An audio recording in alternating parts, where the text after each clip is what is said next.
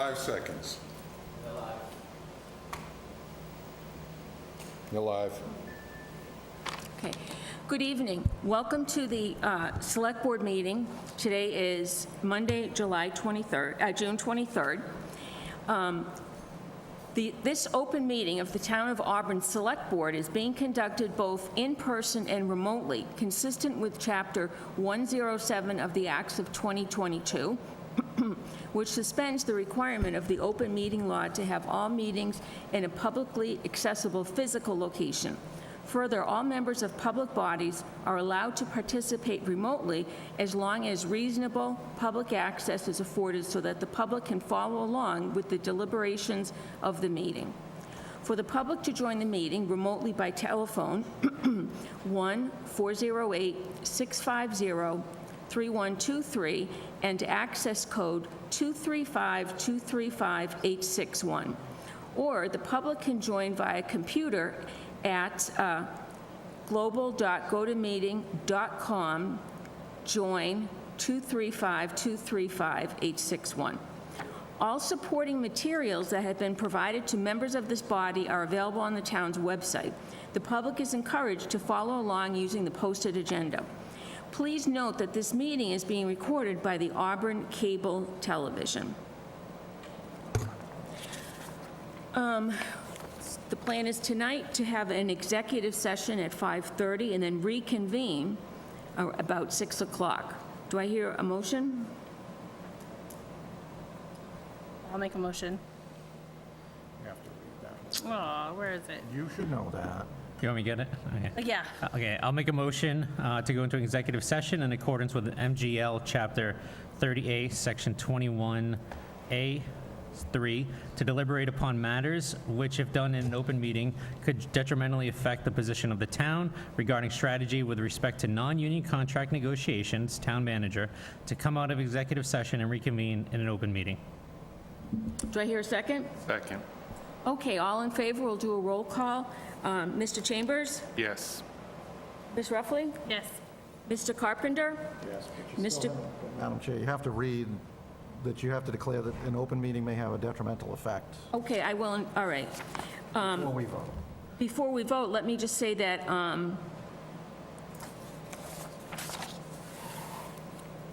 okay, I understand, I didn't, okay. So, I would like to declare that an open meeting may have a detrimental effect on the negotiating position of the public body relative to strategy with respect to non-union contract negotiations for the town manager, and that the board will come out of executive session and reconvene in an open meeting. Thank you. So we have a motion and a second. Okay, Mr. Chambers? Yes. Ms. Ruffey? Yes. Mr. Carpenter? Yes. Mr. Kareem? Yes. And the chair is yes. Thank you.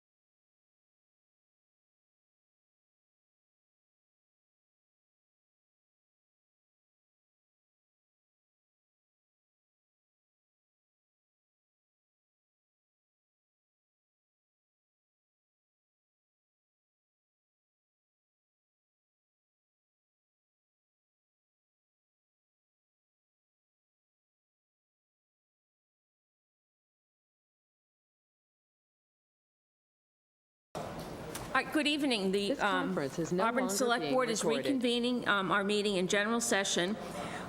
Let us stand, if you're able to, for the Pledge of Allegiance. I pledge allegiance to the flag of the United States of America and to the republic for which it stands, one nation, under God, indivisible, with liberty and justice for all.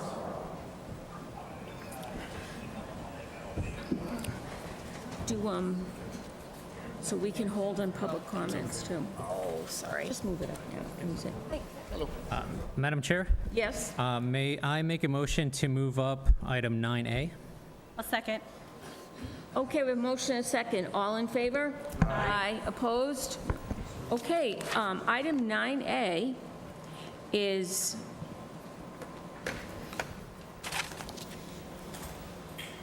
Oh, actually, it should be now. Yes. We're going to talk to Chief Lemon as he announces his retirement as Chief of Police. So I come to you with a heavy heart. I had a long day today. My family's here.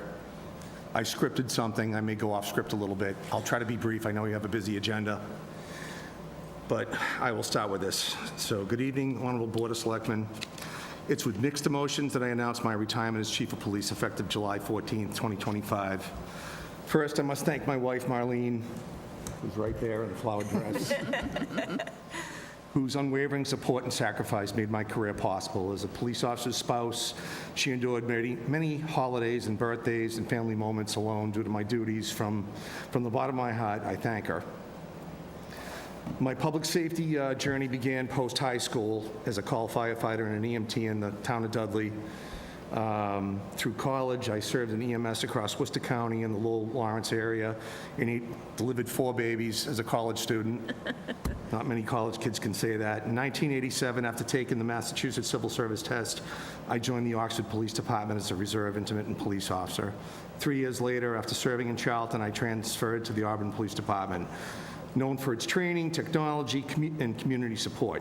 And I tried 3 separate times because I really wanted to be here. Oh, good. For 32 years, I served the town of Auburn. It'll be 32 years this October. I served in nearly every rank, culminating in my appointment as Chief of Police in February 22. I extend my gratitude to the Board of Selectmen, the Finance Committee, the town meeting members for their steadfast support. I'm also deeply appreciative of the town managers that I worked for, Julie Jacobson, Ed Kasanovich, and now Dory Vecchio, for their support, guidance, and commitment to public safety. And I don't say that lightly, because your commitment to public safety is what sets Auburn apart from all other communities. To the residents of Auburn, I thank you for your trust, encouragement, and partnership. Your support has been the foundation of our efforts to keep this community safe, and it has been an honor to serve you. I will miss collaborating with Chief Coleman, the exceptional Auburn Fire and Rescue Team, my family's public safety legacy, my brother-in-law Tommy, who they're late as usual, they're not here, but Tommy retired from the Worcester Police Department and survived being shot towards the end of his career. My sister Lisa recently retired as UMass respiratory therapist. My daughter Carly, who I'm super proud of, was right there, is a UMass ICU nurse, so she's doing God's work. My son-in-law, Ben Carpenter, Carly's husband, is a new Worcester firefighter serving the city. He's at headquarters tonight, working his 24. And the big guy right there with the tattoos, that's my son, Corey. He's a Bellingham firefighter, paramedic, super proud of.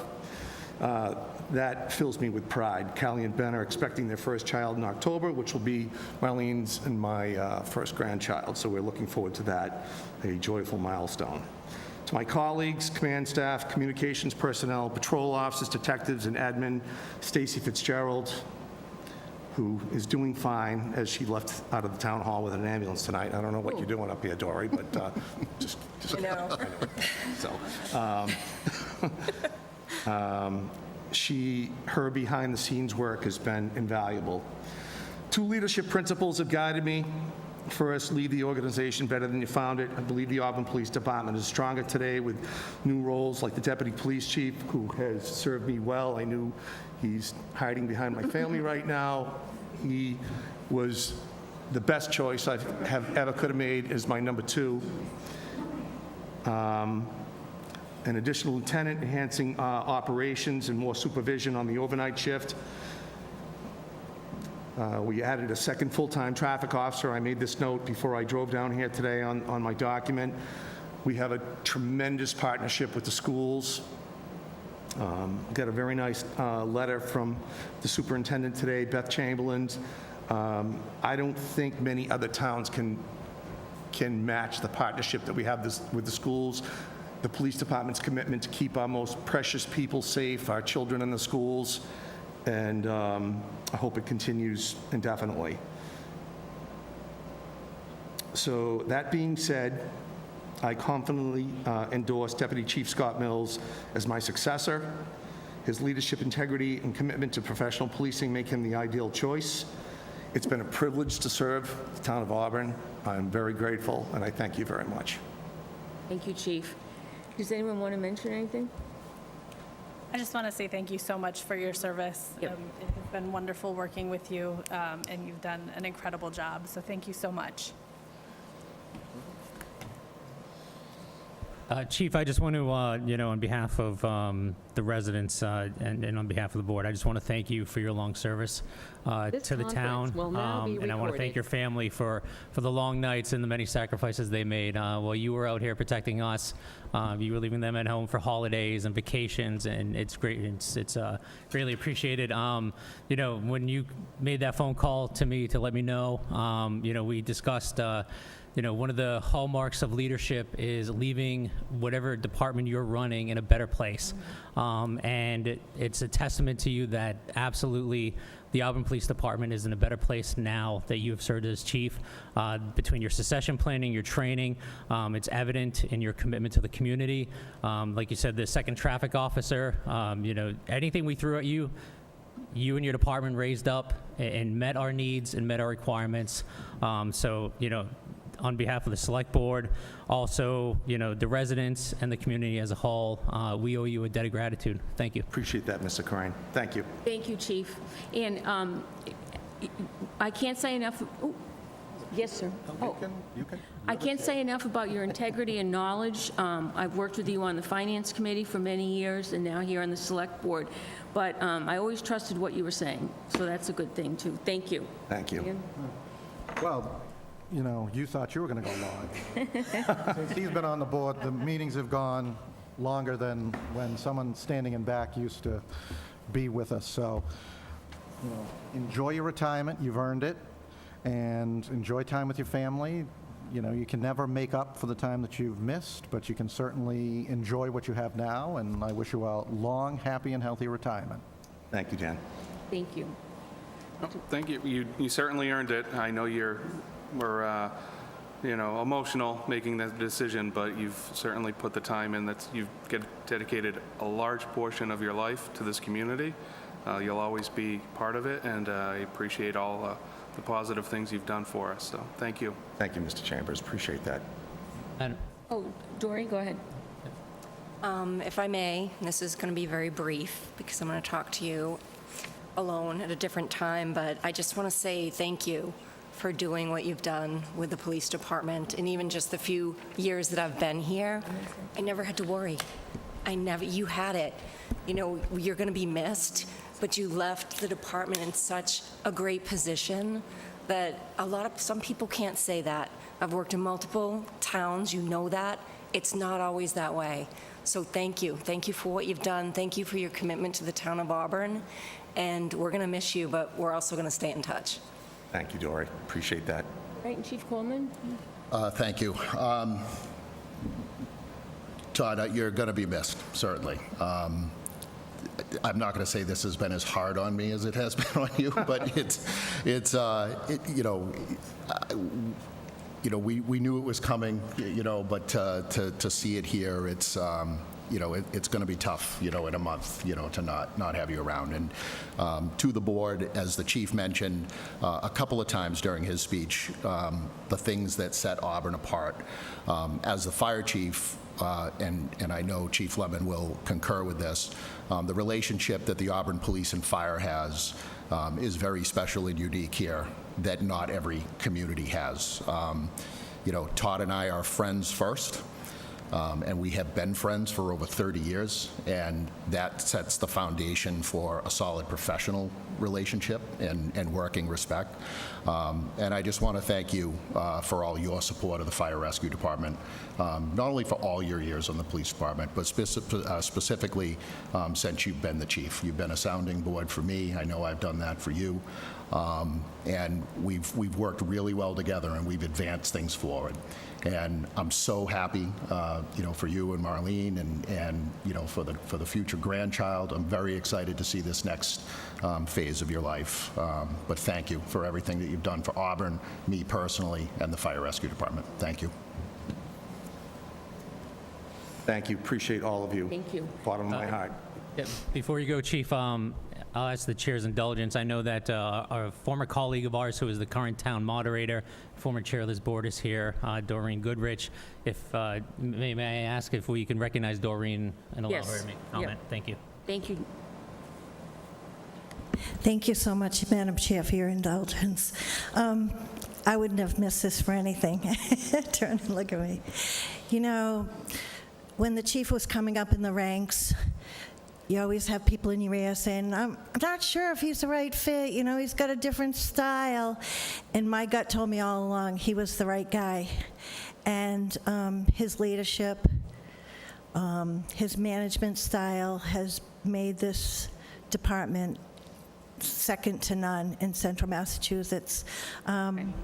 He talks about his family all the time.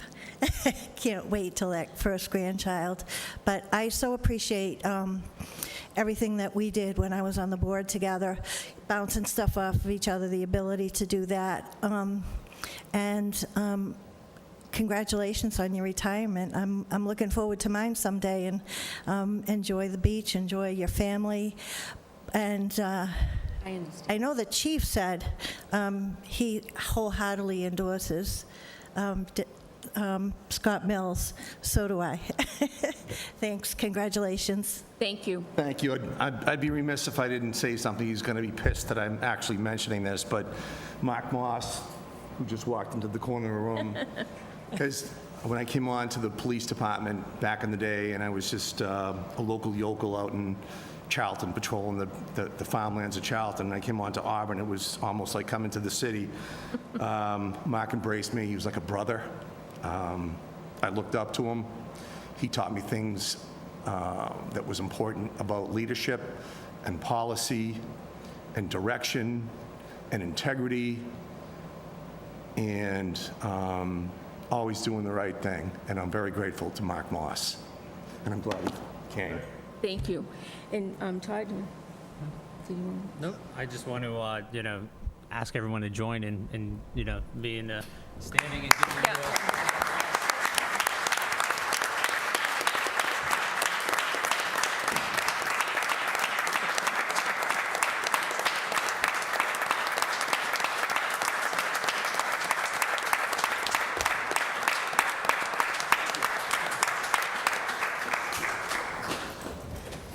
All right. Thank you, Chief.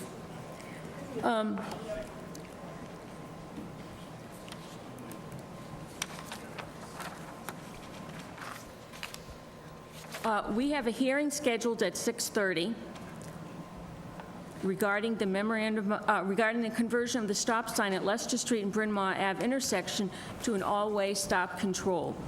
We also have candidates who are interested in being on the Auburn Housing Authority. We're going to have to do the hearing now, and then interview the candidates, and then have the next hearing at 7:15. I also didn't do comments, Oh, yeah. All right, that's fine.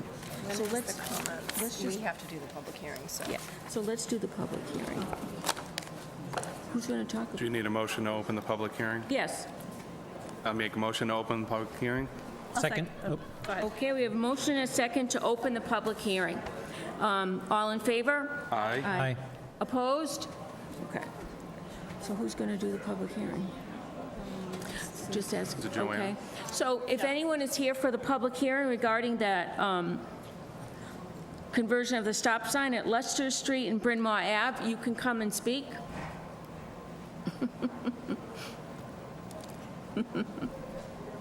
And do we need to say? We don't need to vote on it. Good evening. What's your name, sir? Jerry Steinhelper. I live at 251 Bryn Mawr, about 30 yards from the intersection. Okay. To put some things in context, when there is ever a collision of any kind, I'm typically the first one on the scene, notifying 911, especially if an ambulance or any type of care like that is necessary. I direct traffic until the police arrive, and I can often be found sweeping the debris after those collisions happen, because they do happen far too often at that intersection.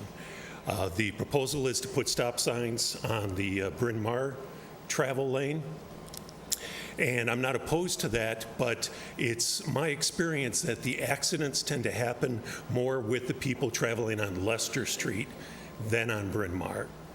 And I didn't see any information on that in any of the documents that were sent. But there really needs to be something to really stress the stop signs on Leicester more than I would say for Bryn Mawr. I don't know of flashing lights. I don't know about any type of alert system that could happen. Would be very beneficial to cease the accidents that do happen there. Additionally, the reporting that was done was on a Wednesday, April 2nd, I believe it was, and it's a far cry different than what happens in the summertime. There will be more traffic, and one thing that would happen if there were stop signs on Bryn Mawr, I can see that being a starting line for the dragsters that tend to happen late at night during the summer. So those are just the points I wanted to address to you, so I thank you for your time. All right, thank you, sir. Those are some very good points. Is our DPW director here? She is. Oh.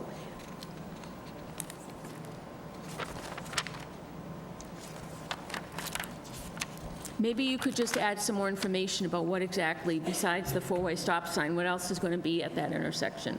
Sure. So this is a project in conjunction with Mass DOT.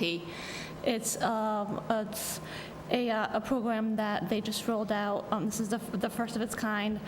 They identified intersections throughout the state that might be good candidates of intersections that have a one-way stop sign and convert them to a four-way stop sign. And they looked at the intersections that had the most amount of collisions. And as part of the program, they employed a consultant to do a traffic study on all these intersections, and not only was this intersection identified, but it was also concluded that this would be a good candidate. As part of that, we received documentation and recommendations on how to implement this. Weeks ahead of any installation of the sign, we would have signboards letting residents know that there's going to be traffic patterns, changed traffic patterns, as well as signs after the implementation warning people that there's a change in traffic pattern. Are there going to be any stop signs or notifications permanently fixed? So if you're coming on Leicester Street, approaching the intersection, you know it was, you know that there was a stop sign there? I believe there was some stop sign ahead signs that we would also receive. Okay. And is the town paying for this? No, we're responsible for installation of these, but all the equipment is provided by All the MassDOT. equipment is provided. Thank you. Does anyone have a question yet? Yeah, I believe the resident had some concern about the warnings. Now, the solar-powered LED enhanced R1-3P stop signs, are those flashing? They're flashing. So they will be warning people that there's a stop and it's right there. So in addition to the outreach and the work you'll do prior, that will be permanently fixed, that people will be able to see that driving either one of those streets at night. You'll be able to see that coming up on you, correct? Correct. Okay. Just like the stop sign on St. Joe's Hill. Also, to the residents' point, it looks like there will be stop ahead signs before each of those new stop signs, before all 4 stop signs as well. Okay. Dan, do you have anything? Todd? I don't. I believe there's more residents that would like to speak as Yep. part of the public comment. Yes, sir. Just go up and just identify yourself, please. Yeah, my name is Jim Collins. I'm at number 11 Murray. A different perspective, and I appreciate the gentleman who is first responder, because I've seen the mess, and the next day it's gone, so thank you for that. From a different perspective, I'm a pedestrian, and I walk up Bryn Mawr a lot, and I've seen cars up on the lawn. I've seen them making that guardrail bend again. And I like the idea of the stop signs. I'd like to get a crosswalk. The sidewalk is built so that the handicap can cross there. I'm not handicapped yet, but it's coming. So we have those yellow ramps crossing Wallace, but there's no crosswalk installed. There's no paint on the ground. There is one crossing Oxford Street, Bryn Mawr Extension rather, but that goes from one of those ramps right into a curbstone. So, I mean, it's the best you can do. I get it, but I'd like a crosswalk there, and if we have to pay for it, we'll pay. I think we should pay for it, or otherwise somebody else will pay for it, because it's a tough spot. The Leicester people can't see us approach, so we have to actually get into Leicester Street and then make the decision if it's safe to cross. But that's the only way, because you can't see. So, because they come over the hill and it's blind, so you got to get out into Leicester Street a little ways, and then you take a look, and then you have to reassess what's coming up behind you or shooting up Leicester from down by the police station. So, I think that would really help. It would really help me, and I think a lower speed. I think the four-way stop will keep it a little less kinetic. There'll be just as many accidents, I think, but I think there'll be lower speed, less of that, more just hopefully fender benders. Also coming down from the Mass Pike overpass down Bryn Mawr back towards Oxford Street, there's a sign. It's going to be a little tricky because there's a sign there now that says no trucks, no right-hand turn. And so with all these signs, it's a good thing to have, but with all these signs, you might have to reimagine where to put the sign so that everything happens. It can still happen without people not seeing the stop sign. All right. Thank you. Thank you very much, Mr. Collins. Sir, hi. Just identify yourself, please. Patrick Jones, 11 Mayfield Road. First, I want to concur with what both gentlemen have said. I not only drive it because it's the connector from in Precinct 2 to get all the way over to 12 and 20. I drive and I walk that all the time, and I think I'm pleased that you want to do the stop signs, but in relation to what's been said, the sun sets on the lake. The glare sets across the lake. So to this gentleman's point that sometimes you don't see, there's other obstacles. So I think I just want to go on record, not only that I support it, but and to make it short, that I think there's more that has to be done. And I think there's other areas along Bryn Mawr, North Oxford Street, and some of them which go past St. Joseph's all the way down to Troy's, past the lake. There are long distances, and I think we have to think about people coming through there. And you can put 4 stop signs up, but I've actually seen where people will judge, well, without 4 stop signs up, people will get to the stop sign and they'll make a personal decision that they can jump across. So what they've done is, because they think they had the right of way, even though there's moving traffic, is they've almost caused a collision because they've cut the person who had the right of way off. And I'm sure we see that in multiple intersections, not just at that one. So I think it'd be prudent at a minimum to put those 4 stop signs and the crosswalk for those of us that are walking Leicester Street and Bryn Mawr in those areas. So I'll keep it short, and thank you. I support it. Thank you, Patrick. So Madam Chair, if I Yep. can, to that, to those great points, can I just ask, I know that it's not part of this grant program where the state is providing the poles, the LED flashing stop signs, the stop sign ahead signs, but can we look as part of the DPW's pavement management, pavement marking program, to stripe a crosswalk at that location, and also add the stop bars on all 4 approaches as well, so that's another visual cue to the drivers that they need to stop at those locations? Absolutely. Thank you. I think they install the stop bars as a part of the plan, but the They did. crosswalk would be. Okay. All right. Does anyone else have any comments, concern? The board? All right. Do I hear a motion that we approve the new stop sign at Leicester Street, Bryn Mawr Avenue? Make a motion, we close the public hearing? Second. Oh, sorry. So we have a motion and a second to close the public hearing. All in favor? Aye. All right, so now, do we have a motion to approve the new stop sign, the new 4-way stop sign at Leicester Street, Bryn Mawr Avenue intersection, changing it to an all-way stop sign? So moved. A second. Oh, so we have a motion and a second. All in favor? Aye. Opposed? Okay, thank you. So, the next public hearing is starting at 7:15, so we have some time here to interview the candidates for the Auburn Housing Authority. There's 1 seat open.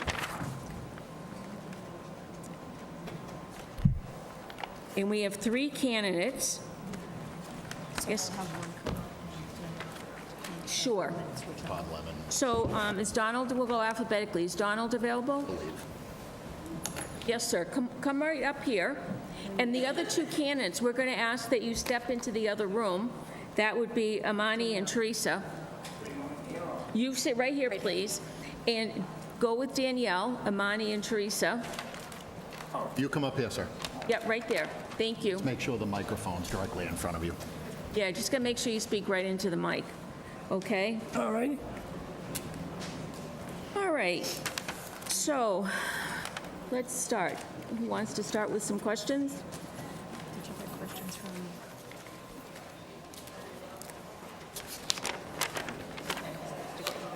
Yeah. I'll start. Thank you. Hi, Donald. What inspired you to apply for the town-appointed tenant member on the Auburn Housing Authority Board? And what perspective or lived experiences do you feel would help contribute meaningfully to the AHA and support residents across the housing program? Oh, what drew my attention to be on the board at all is to, I have, in my working career, I have about 30 years of management, and I've served on different committees to help out in any way I could. So I thought maybe I could, being retired, having the time, I could be a part of the board and maybe offer some help in some assistant way. What was the other part of the question? I'm sorry. What perspectives or lived experiences do you feel would help contribute meaningfully to the Auburn Housing Authority? Well, I live, in one of the residential communities, and so, like many of the other people that live there have observations, and I think would assist in helping me offer some help to the board and make some decisions. Thank you. Next.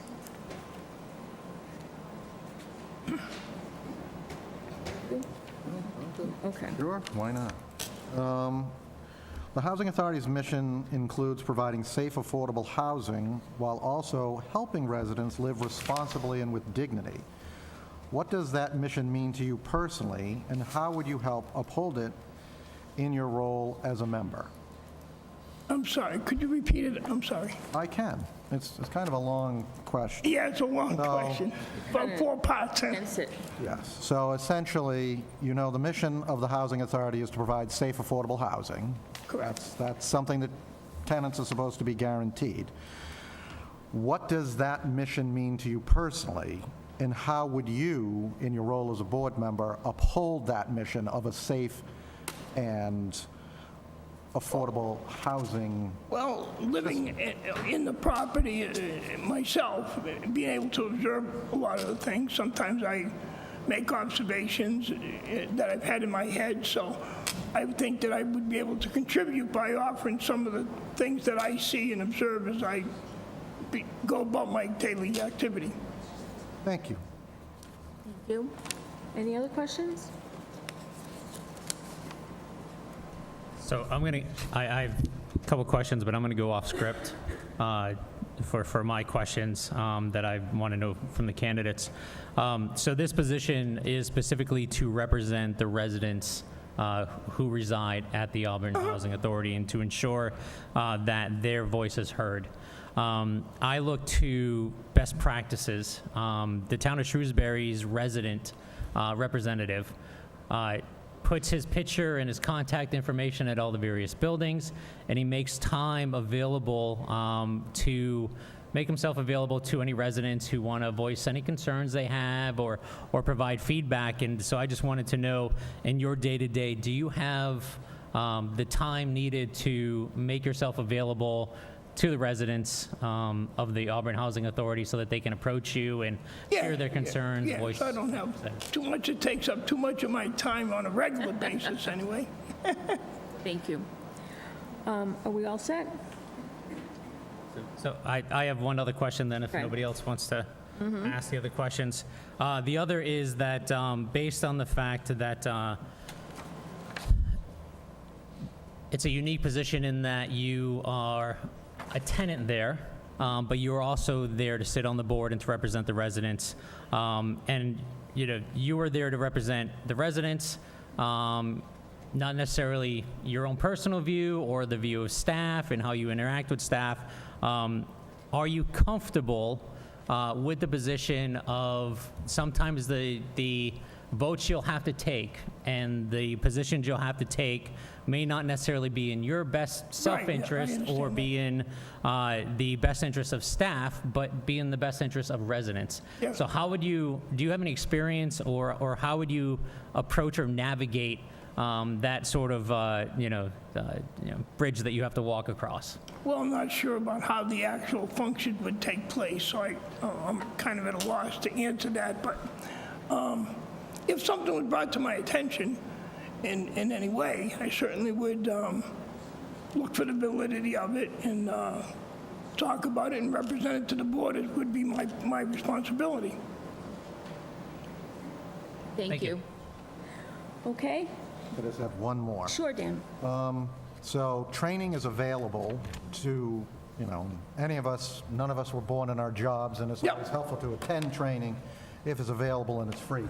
Are you willing to attend training even if there's or able to attend training if there's a distance involved? Yes. Thank you. All right, I believe that's it. Thank you very much, sir. Okay. Thank you. And, Thank you. so we have the next candidate coming in. Amani.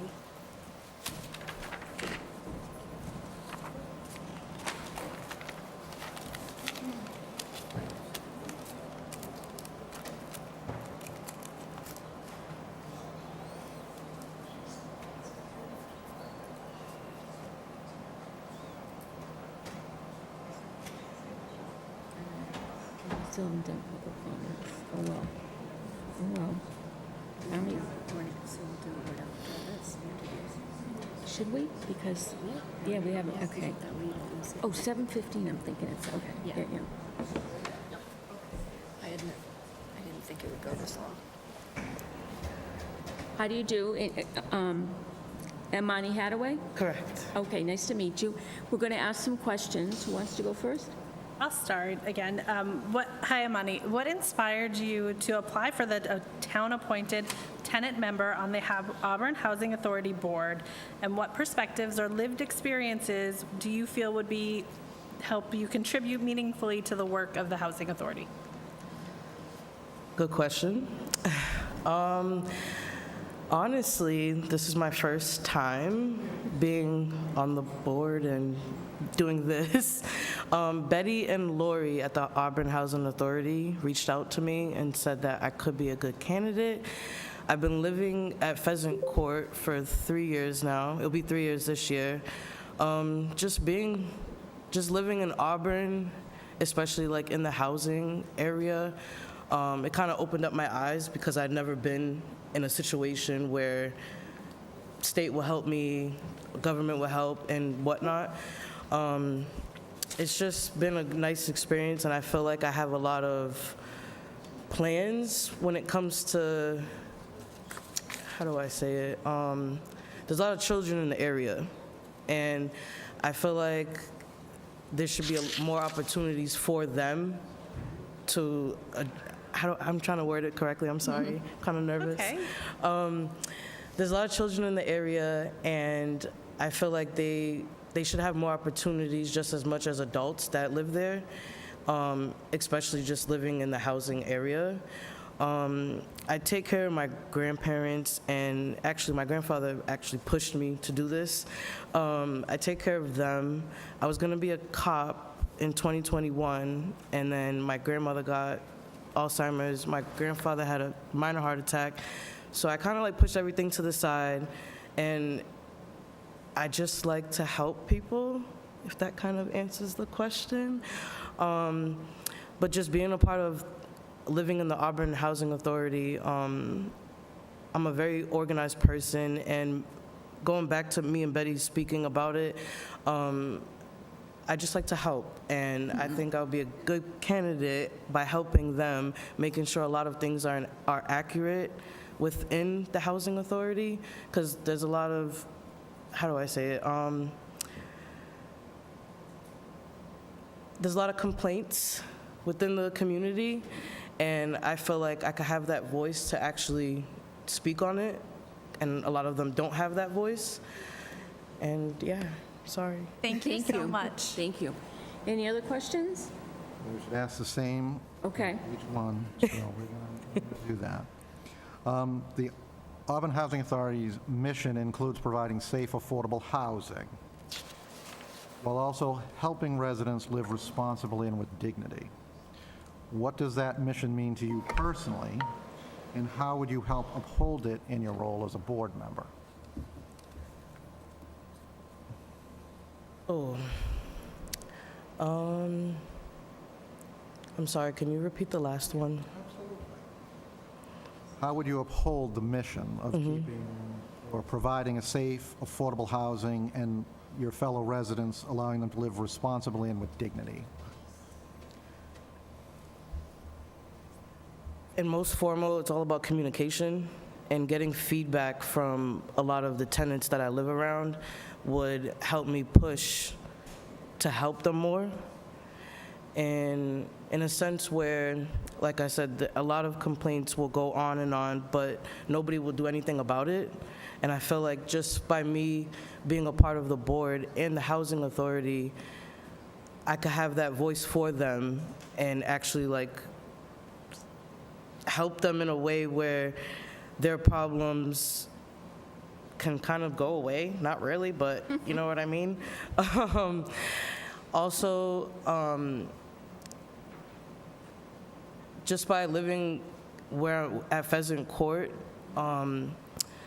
hearing everybody's different story, different perspectives on a lot of things, everybody has a different judgment.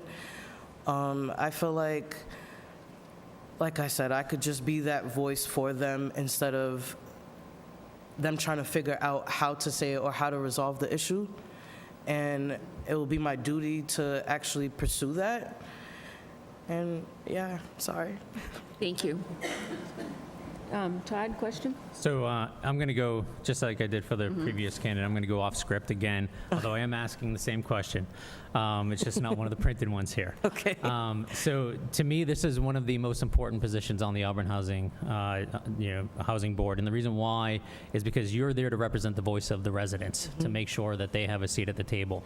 And I look at best practices when I try to serve on the boards, and the Auburn, the resident representative in the town of Shrewsbury really, to my mind, sets the best precedent where he makes himself available. He puts his a card at every location with his contact information, his picture, says, I'm here to support you, reach out to me at any time.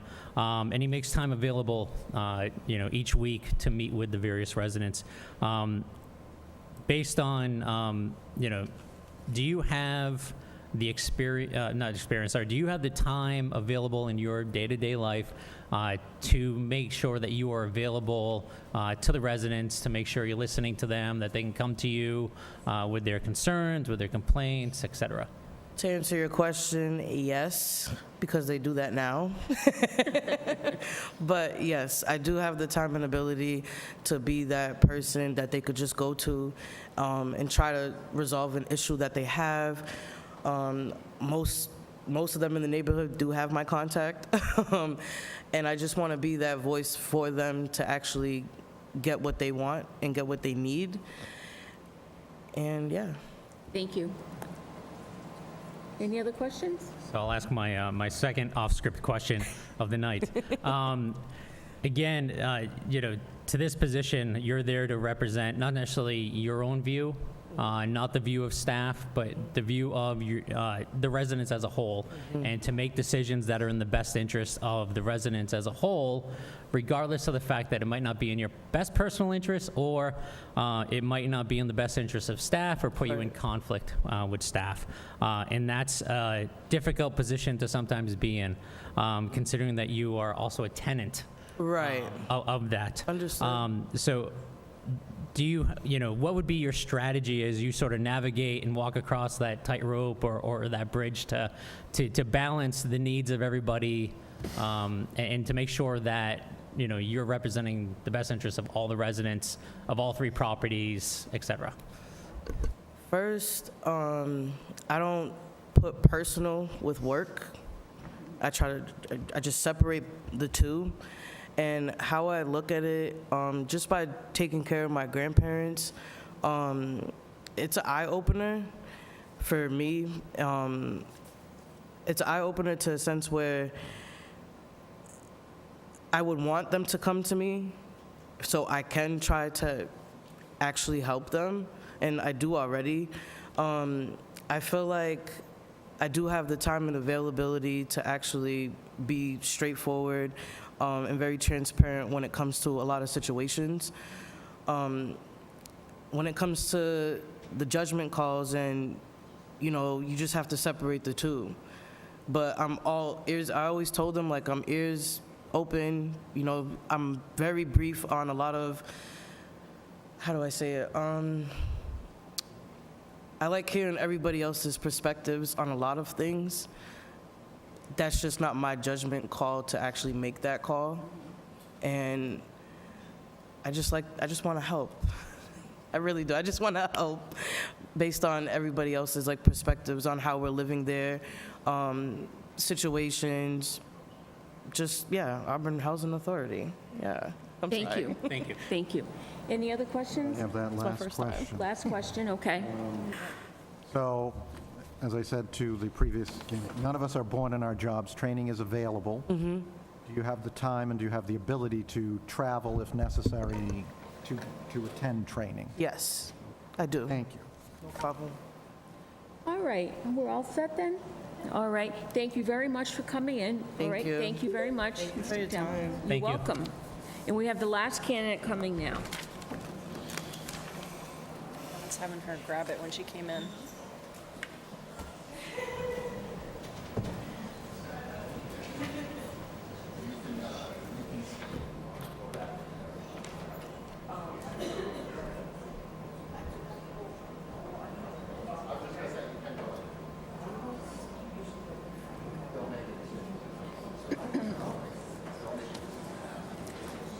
And do we vote tonight? Yes. Okay, for the candidates? See, these are discussion.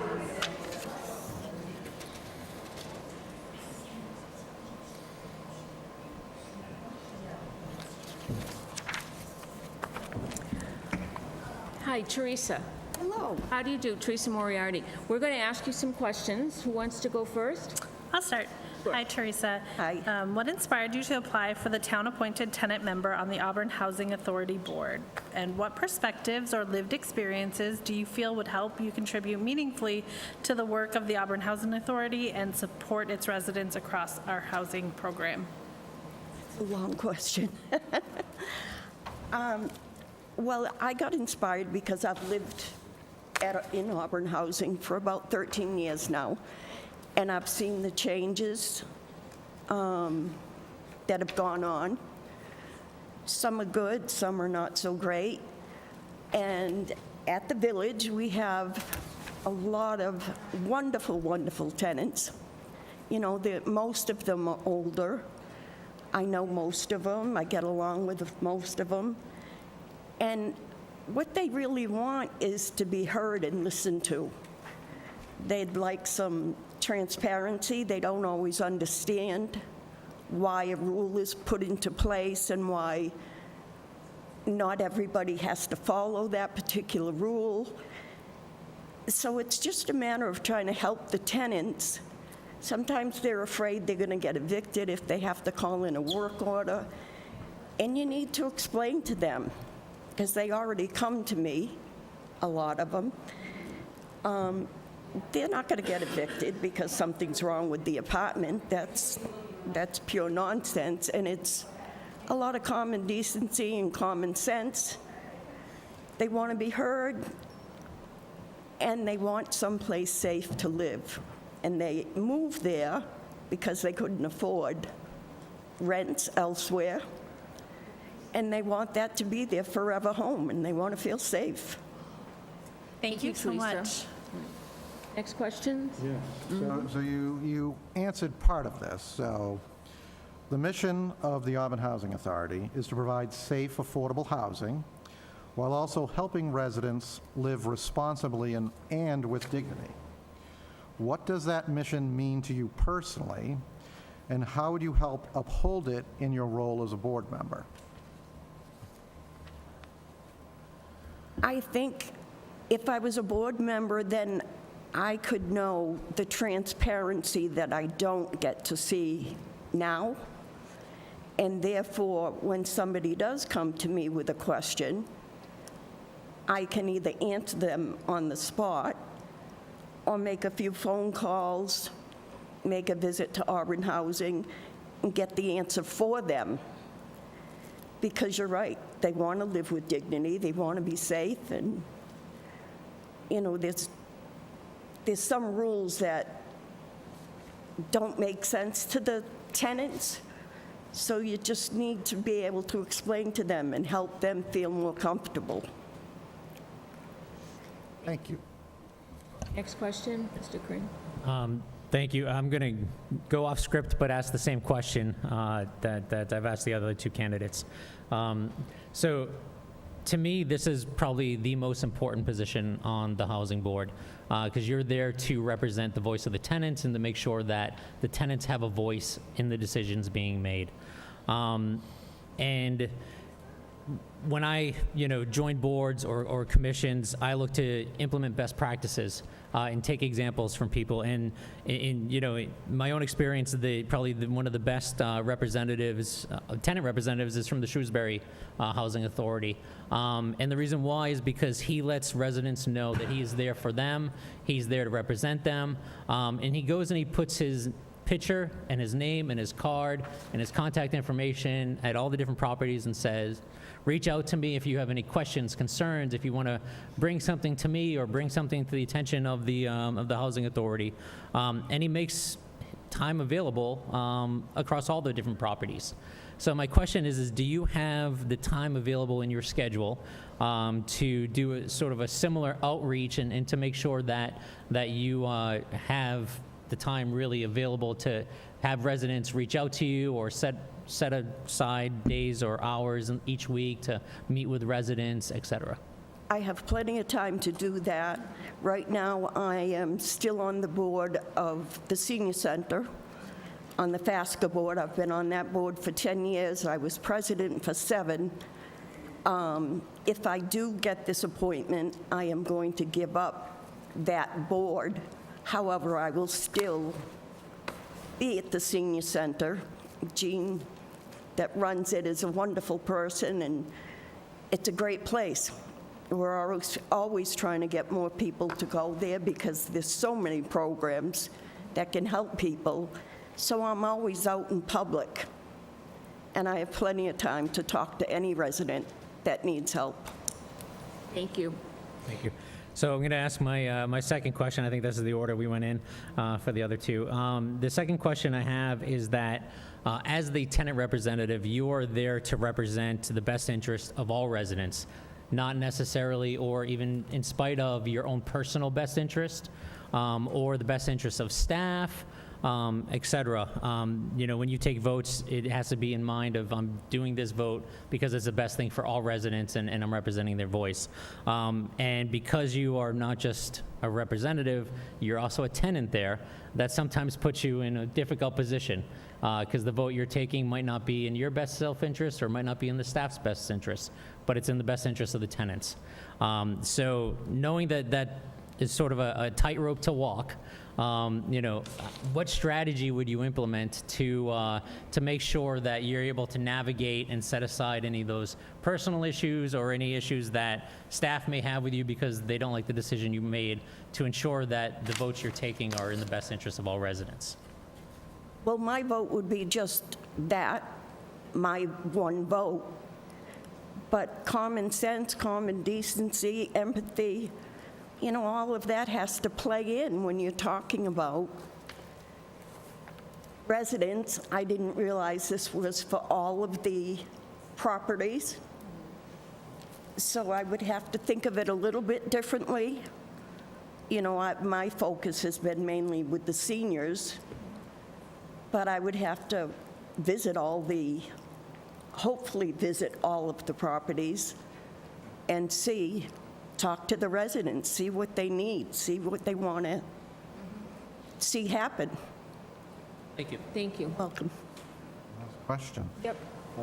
So, as I've said, none of us are born in these jobs. Training is available. Do you have the time and are you able to travel to attend training even if it's at a distance? Yes. Thank you. Any other questions? No? All right, thank you very much, Teresa. You can step down. Thank you.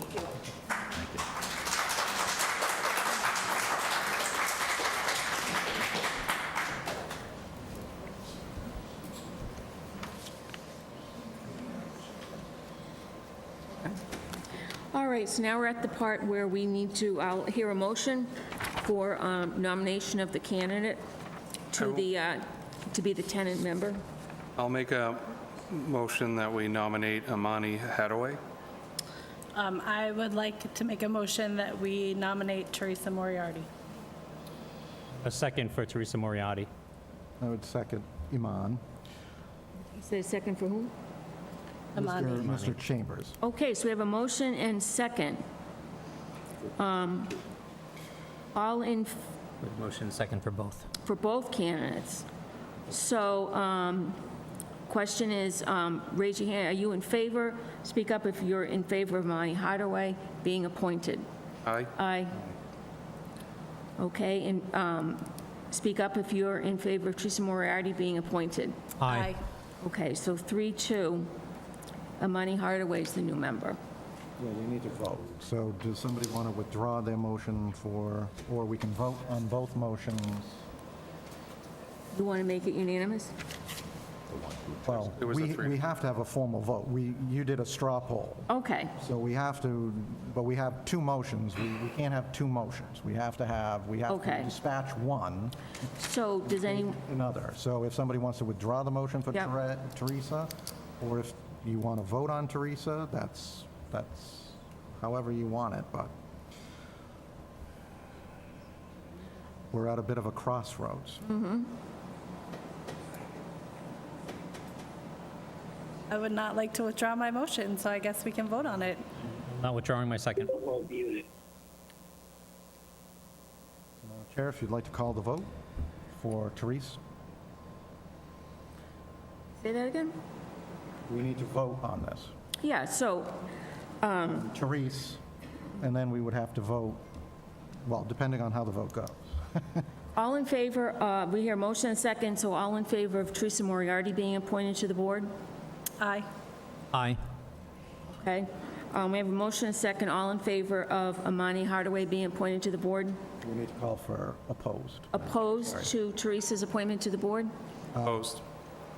Okay. And all those in favor of Amana Hardaway being the tenant representative to the board? Aye. Aye. Opposed? Opposed? Opposed. Well, it looks like Amani is the person, right? Yes. All right, Amani Hardaway is the new tenant representative.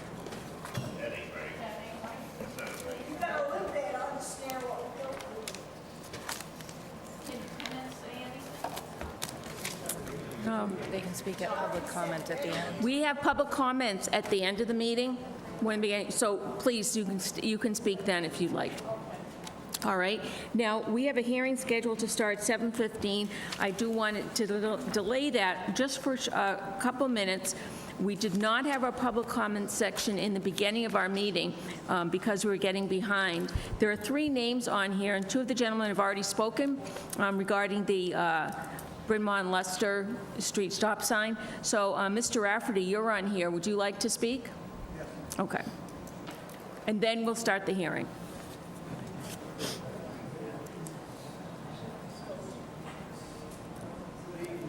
On this fine, hot summer night. First off, I would like to congratulate the new town meeting manager on her appointment. Who knew that after we did a worldwide search that we had the best town meeting manager already working here? Congratulations. Incidentally, the same thing happened in the city of Worcester. They did a worldwide search, and they hired one of their staff members that was already there. It's funny how those things happen. Second, I want to quickly comment on what just took place. This was supposed to be a joint meeting between the Auburn Housing Authority and the Board of Selectmen to interview candidates. Where's the Auburn Housing Authority? They are conspicuously absent. No explanation has been given why they are absent and haven't been able to interview any of the candidates. I don't understand what's going on here. I'll reply to that when you're all set. I understand what you're saying. In the interest of transparency, you would think that the Housing Authority would be present. Where are they? What is taking place? The next issue I want to quickly talk on was about recently there was a discussion about the Eddie Pond Dam, which a resident noticed was leaking. You had some town engineers look it over, and they spoke before the board. The resident asked if he could speak when the town engineers were speaking, but you regulated him to only public comment. You wouldn't allow him participate, despite the fact that he was the one who called it to your attention, and provided you with a lot of very good information about the condition of the dam. So you didn't allow him to speak, and after the town engineer said everything was fine, he finally got up to speak, and he pointed out that everything did not appear to be that great. The most alarming issues were, despite the fact that the dam is leaking, is that water pressure instruments that are supposed to be installed in the dam and working to determine the water pressure of the dam, which helps you determine if it's failing, haven't been installed and haven't been working for years. But everything's fine. There's no problem. They looked it over. Everything looks good. The other more concerning issue was the fact that there was a document provided by the state to the Emergency Response Committee of what they're supposed to do in case there was an impending dam collapse. And they were supposed to sign the emergency response document to prove that they read the document. And when we viewed the document, it was blank. So there's no proof that any of the Emergency Response Committee people even read the emergency response document. That's very concerning to me. And then finally, my last observation is public comment didn't occur where it usually does at the beginning. You held it after the so-called joint Auburn Housing Selectmen meeting, which it wasn't joint. You held it after. I don't quite understand why you would do that. In the interest of transparency, you would think you would have let the public get up and say a few things. Certainly there's a dozen people who are in favor of one candidate that were here that might have said something tonight, and you didn't allow them to speak. And so I think that this Board of Selectmen, under the leadership of the town manager, are off to a very bad start so far. Thank you. Thank you, Mr. Rafferty. I want to address a couple of things. You're absolutely correct about the, what the agenda stated, but we found out that because this is a Board of Selectmen appointed tenant member, we did not require a joint meeting with the Auburn Housing Authority, and that's the way the rules are set up. And I apologize for not saying that earlier. And as usual, for every one of our meetings, there are public comments in the beginning of the meeting, at the end of the meeting, and then when we have open hearings, like we did for the Bryn Mawr Leicester Street, people can speak then, and we're going to have an open hearing on the Wallace Ave issue, and people will be able to speak then. Okay? So, Make a motion that we open the 7:15 public hearing, discussion on potential board vote regarding local initiative program project LIP agreement between the Board of Selectmen and Prentice Place Auburn LLC for property located at 88 Wallace Ave. Second. okay, so we have a motion and a second to open the hearing. All in favor? Aye. Aye. Okay, so residents can come up to speak one at a time, please, and when you come up, please identify yourself.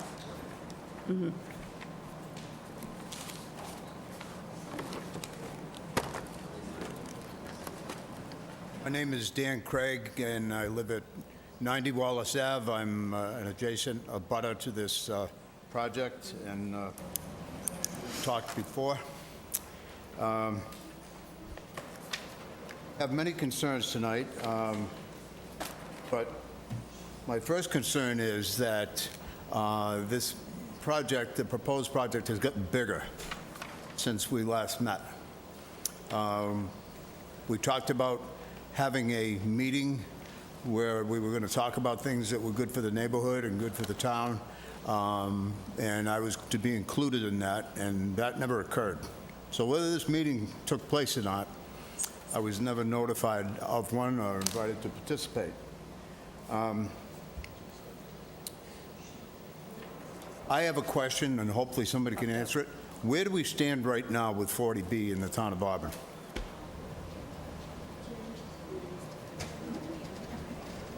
We're below 4%. Right. We're below the 10%. Are you asking Right. for percentage-wise? Yes, please. Probably around 5%.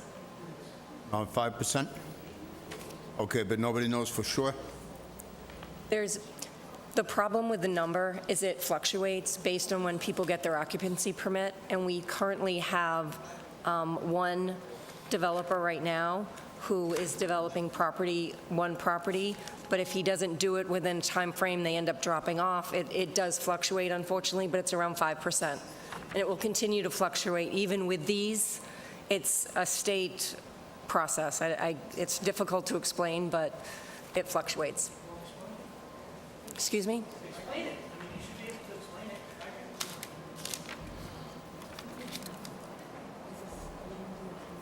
So I understand what you're saying. So right now, it's just public comment. I understand what you're saying, but right now, it's just public well- comment. But we will note the questions, so we can provide answers at a later point.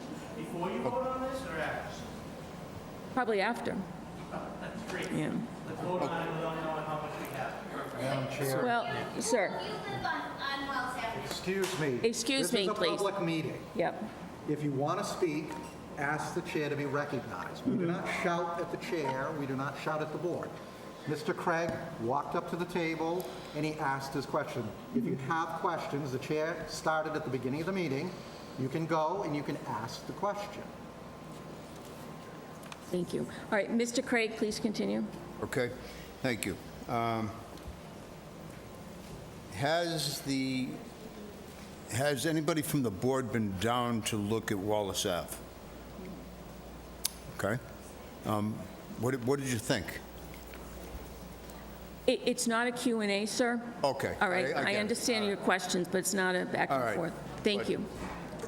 All right, because, they're talking about widening a street, they're talking about adding sidewalks, they're talking about adding water mains. When this occurred, 18 or 20 years ago, we had the neighborhood surveyed. A group of people pooled their money, and the center of the road is not the center of the road. So they're talking about widening a road that favors one side of the road. And it's not the side of the road that's going to help the developer. It's going to be in somebody's front yard down over banking. Okay, so because something can be done and because it's legal, doesn't necessarily mean it should be done. And, you know, when I got my packet of information, I saw that this project had gone up considerably. They're talking about 96 housing units in our neighborhood. So what they were proposing before wasn't a good number, and now it's a bigger number. And it seems to be taking little consideration into how it's going to impact the neighborhood. They've added more cars. They didn't take any cars away. You know, 96 units, I think we were figuring 2 cars per unit. So we're dumping another couple of hundred cars into the neighborhood on a daily basis, coming and going. They're talking about putting in 300 feet of sidewalk. That does nothing. You know, it gets somebody around the corner, and then they're back walking in the street again. There's no sidewalks on Wallace Ave. So the proposals, as it's written, you know, is very clear, you know, that it fits within the law of 40B, but it doesn't fit within the neighborhood.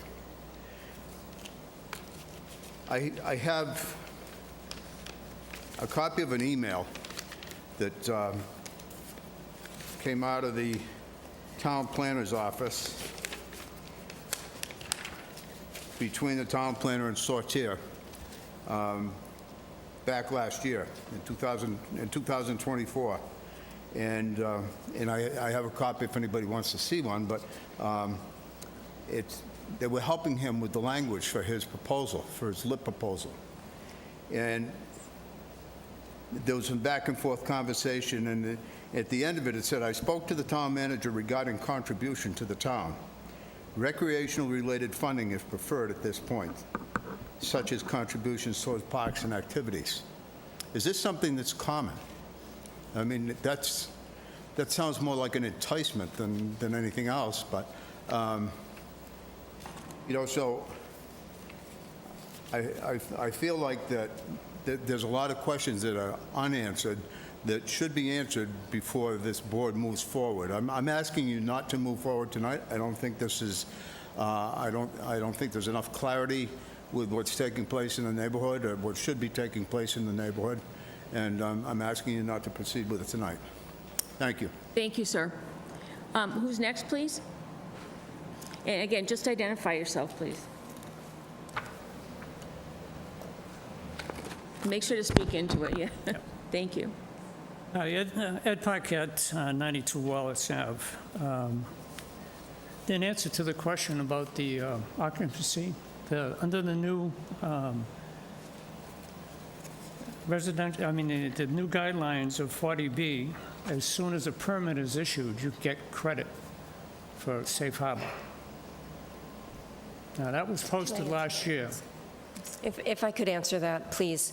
There is, and I can get you the proper information, the state will allow the number to stay on our list as long as it's within a certain period of time.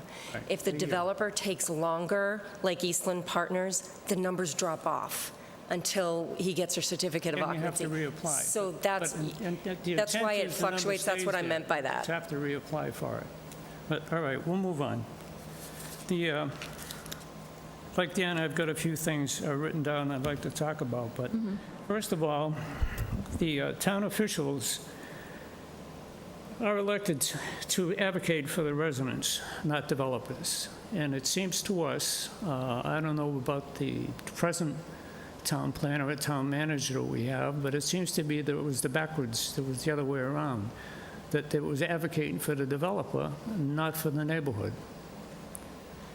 We were told by the select board at the last meeting that Dan Craig would be invited to be the representative of the neighborhood. Dan just talked about that at any of the meetings about this project. There's obviously been an awful lot of meetings about this project since last September when we had the last meeting. Now, you check the minutes of your meeting, you'll see that they told Dan that he would be notified of the meeting when it happened. He was never notified. The town only notified approximately 8 abutters and only gave us 1 week's notice of tonight's meeting. 8 abutters.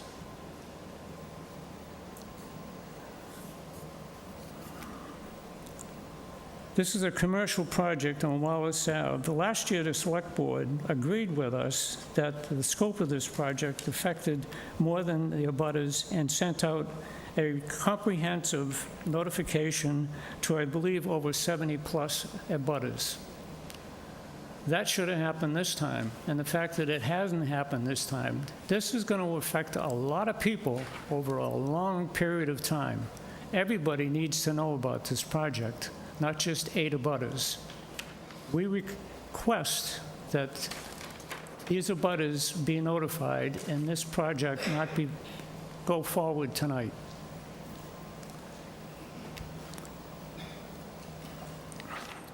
I heard earlier Danny asked the question of anybody on the dais been to Wallace Ave. And I see one person shaking her head. And I know Dan has been there, but is anybody else? No. That road is a tiny road. At best, it's 15, 16 feet wide. Tonight, coming here tonight, I couldn't get my car through one part of Wallace Ave. And in the winter times, it's 10 times worse. There's kids in the streets with basketball nets set up at the street edge, playing basketball in the streets constantly, anytime the weather's good. A lot of kids on bikes. Both sides of the street there's parking. School buses can't get by, even in good weather.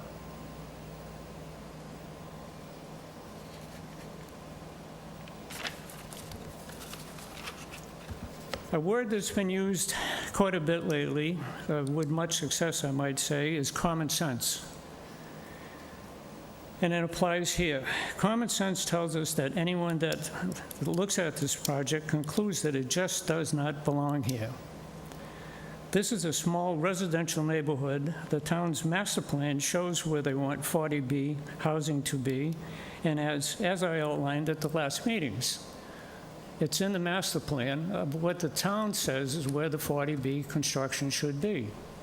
This is so far removed from that type of process. This 96-unit, 4-story commercial buildings in a residential neighborhood that does not have a commercial building or a building that size is not conducive to the neighborhood.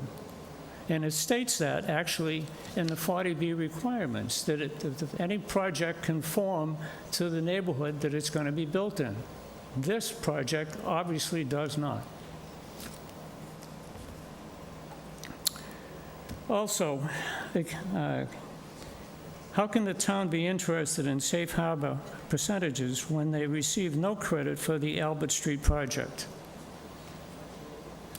Now, I found that out because I watched the zoning board meeting back in February and March, and they were doing a training session with the zoning board, and the representative from 40B stated at that meeting that the town of Auburn did not and will not get any safe harbor credits for that project.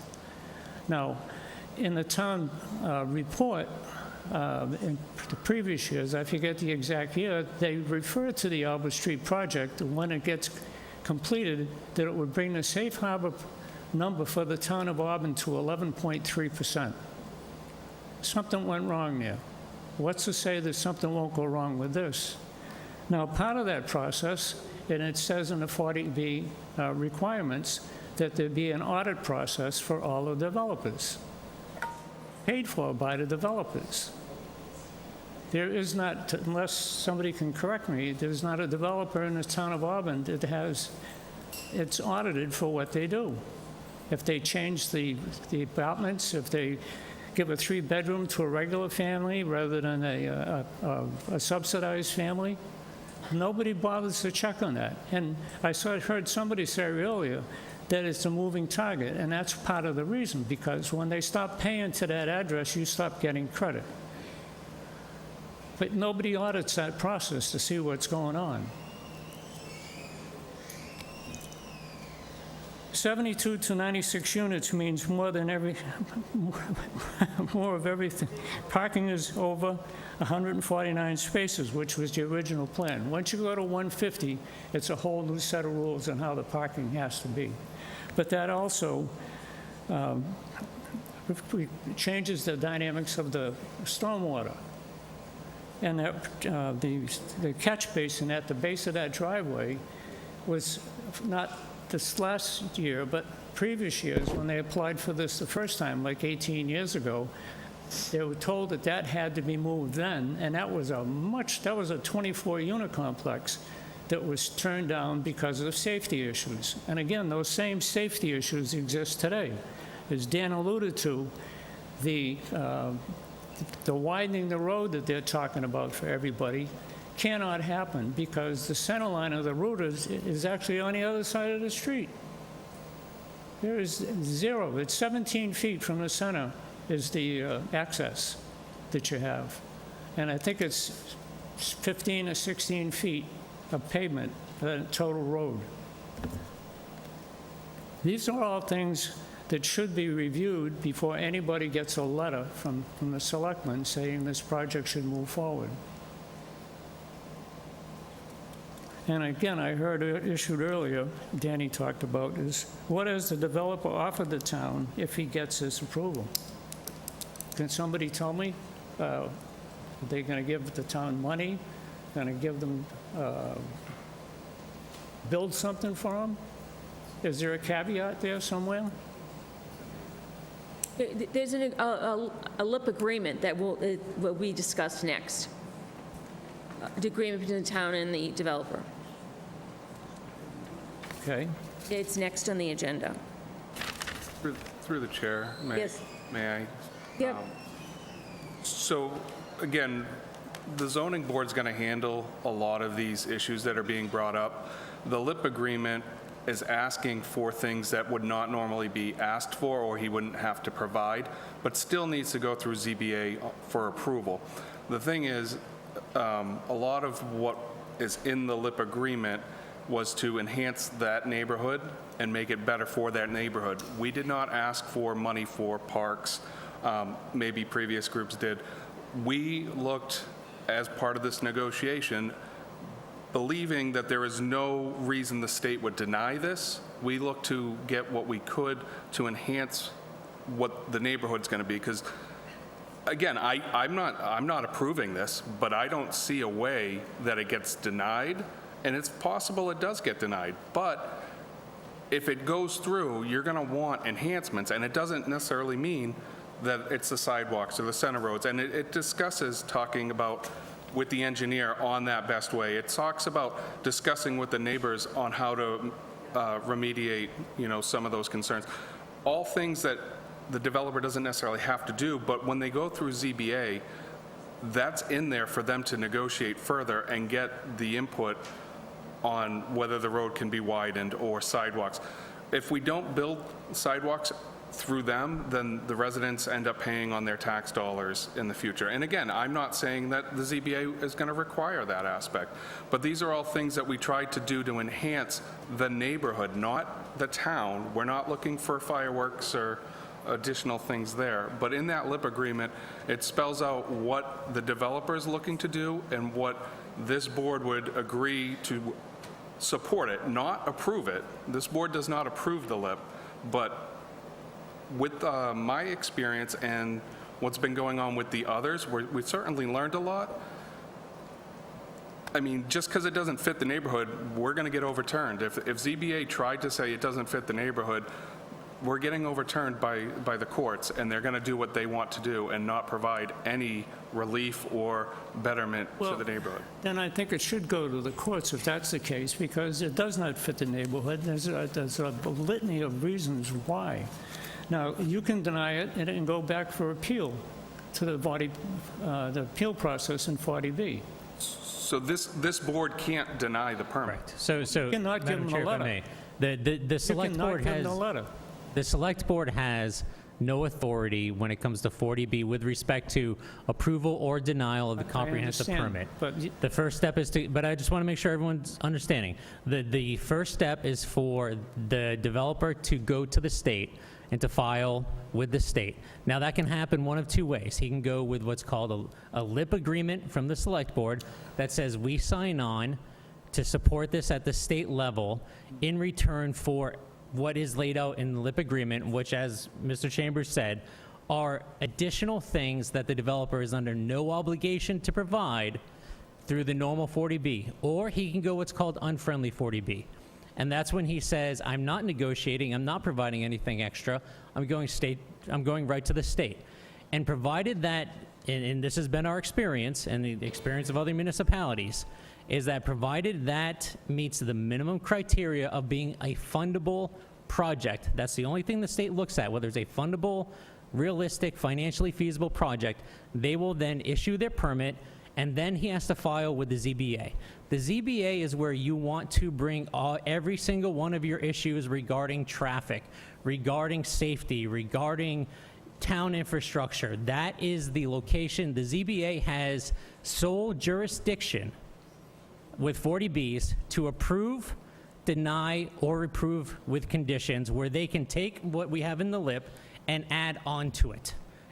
And then that the developer can say, okay, if he gets approval with conditions, he can accept it. Or he can apply to the state and say, you know what, I don't want to pay those extra conditions, I'm going to go to the state housing board, and they have the authority to overrule our ZBA. And the vast majority of times when you look at 40B, the vast majority of rulings are in favor of the developer and not in favor, yes, they are, sir. They are in favor of the developer, and they are not in favor. I'll give you they are some not in numbers favor of the local ZBA. I'll give you some numbers to stew on. The 40B Housing Appeals Committee, the HAC, caseload over time shows that up until I got this information, 419 appeals. 31% were approved, 69 were dismissed. If you have a legitimate safety concern. That is not overall. If you have a legitimate safety concern, or you can prove other issues, and again, that is through the ZBA. What we're discussing here tonight is whether this board votes to approve the LIP agreement as we negotiated and go to the state with a friendly filing, or whether the developer says, because this board tonight can say, no, we're not going to approve the LIP agreement. We're going to give up the stuff that we negotiated, which are not money for fireworks. I understand previous boards and previous staff had, with previous projects, had asked for money for fireworks and other things. That's not the approach we took. We said we wanted to benefit the neighborhood. Now, I have been to Wallace Avenue. I have gotten out. I have walked the property. Some of you might see my Subaru Red Forester, either my 2012 or my wife's 2022, park and get out and walk the property to confirm that there are walking paths there. And what we've negotiated is and we brought in the Auburn Water Department, the Auburn Sewer Department, our DPW, to make sure that what we were asking for was realistic. Auburn Water and Sewer already provided statements saying that they have the capacity to provide what is needed for this developer. However, when I spoke with residents, they told me that, in fact, you guys are regularly experiencing issues with your water service, with service leaks, with leaks from the main, and that was not being documented in our meetings by Auburn Water. And we said, you know what, developer, you want the select board to agree to this? You replace the water main. He started with, I will replace the water main right in front of my property. We said, no, you're going to replace the water main all the way down to Rochdale Street at your own expense. That's in the LIP agreement. That is something he does not have to agree to. That is something the ZBA would never be able to get him to agree to that, because it's outside the scope of his particular project, because he already has those letters in hand. The benefit of the LIP agreement is that he wants the select board to sign on, so he said, okay, fine. He is doing the improvements to the street in front of his property and going, I think, 300 feet one way.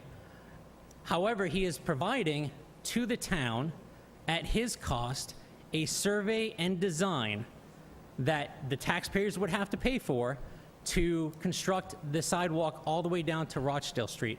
So once constructed, you will have a new water main, a new street, That's a pipe new dream. sidewalks. I'm And that is sorry. something that Yeah. you will, hold on. That is something that you would not get through the regular ZBA process. So what we're discussing is not this project moving forward. This board has zero jurisdiction over that. This is whether we sign a lip agreement to get these extra benefits for the neighbors and for the residents, or we don't. All right, well, first of all, that 300-foot sidewalk to nowhere is meaningless, as Danny pointed out.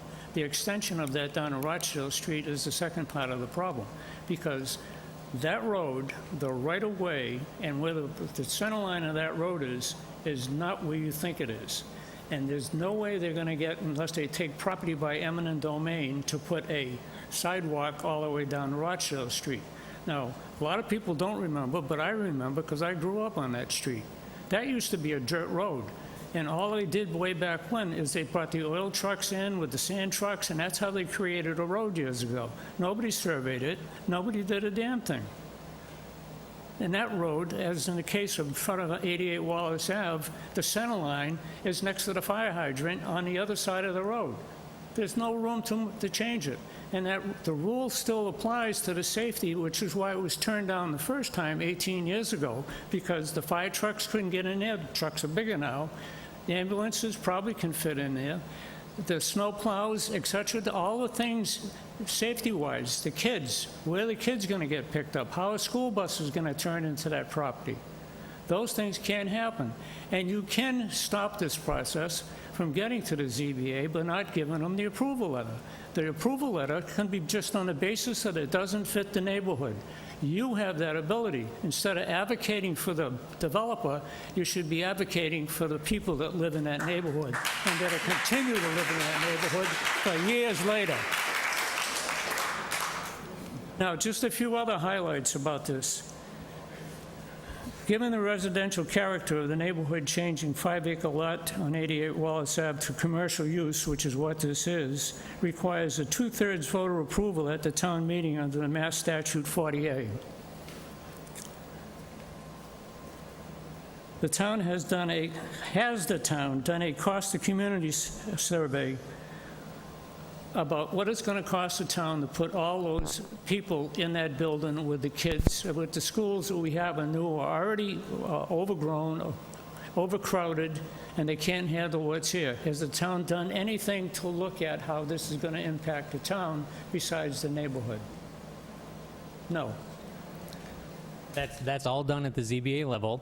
This I don't want to town- hear in- about in the previous ZBA. agree- We're in talking to previous- you people in tonight. previous We're talking projects- to you in about previous your projects- ability, based on what's in front of you, about it not conforming to the neighborhood. It doesn't belong there. You have the ability not to give them the approval letter.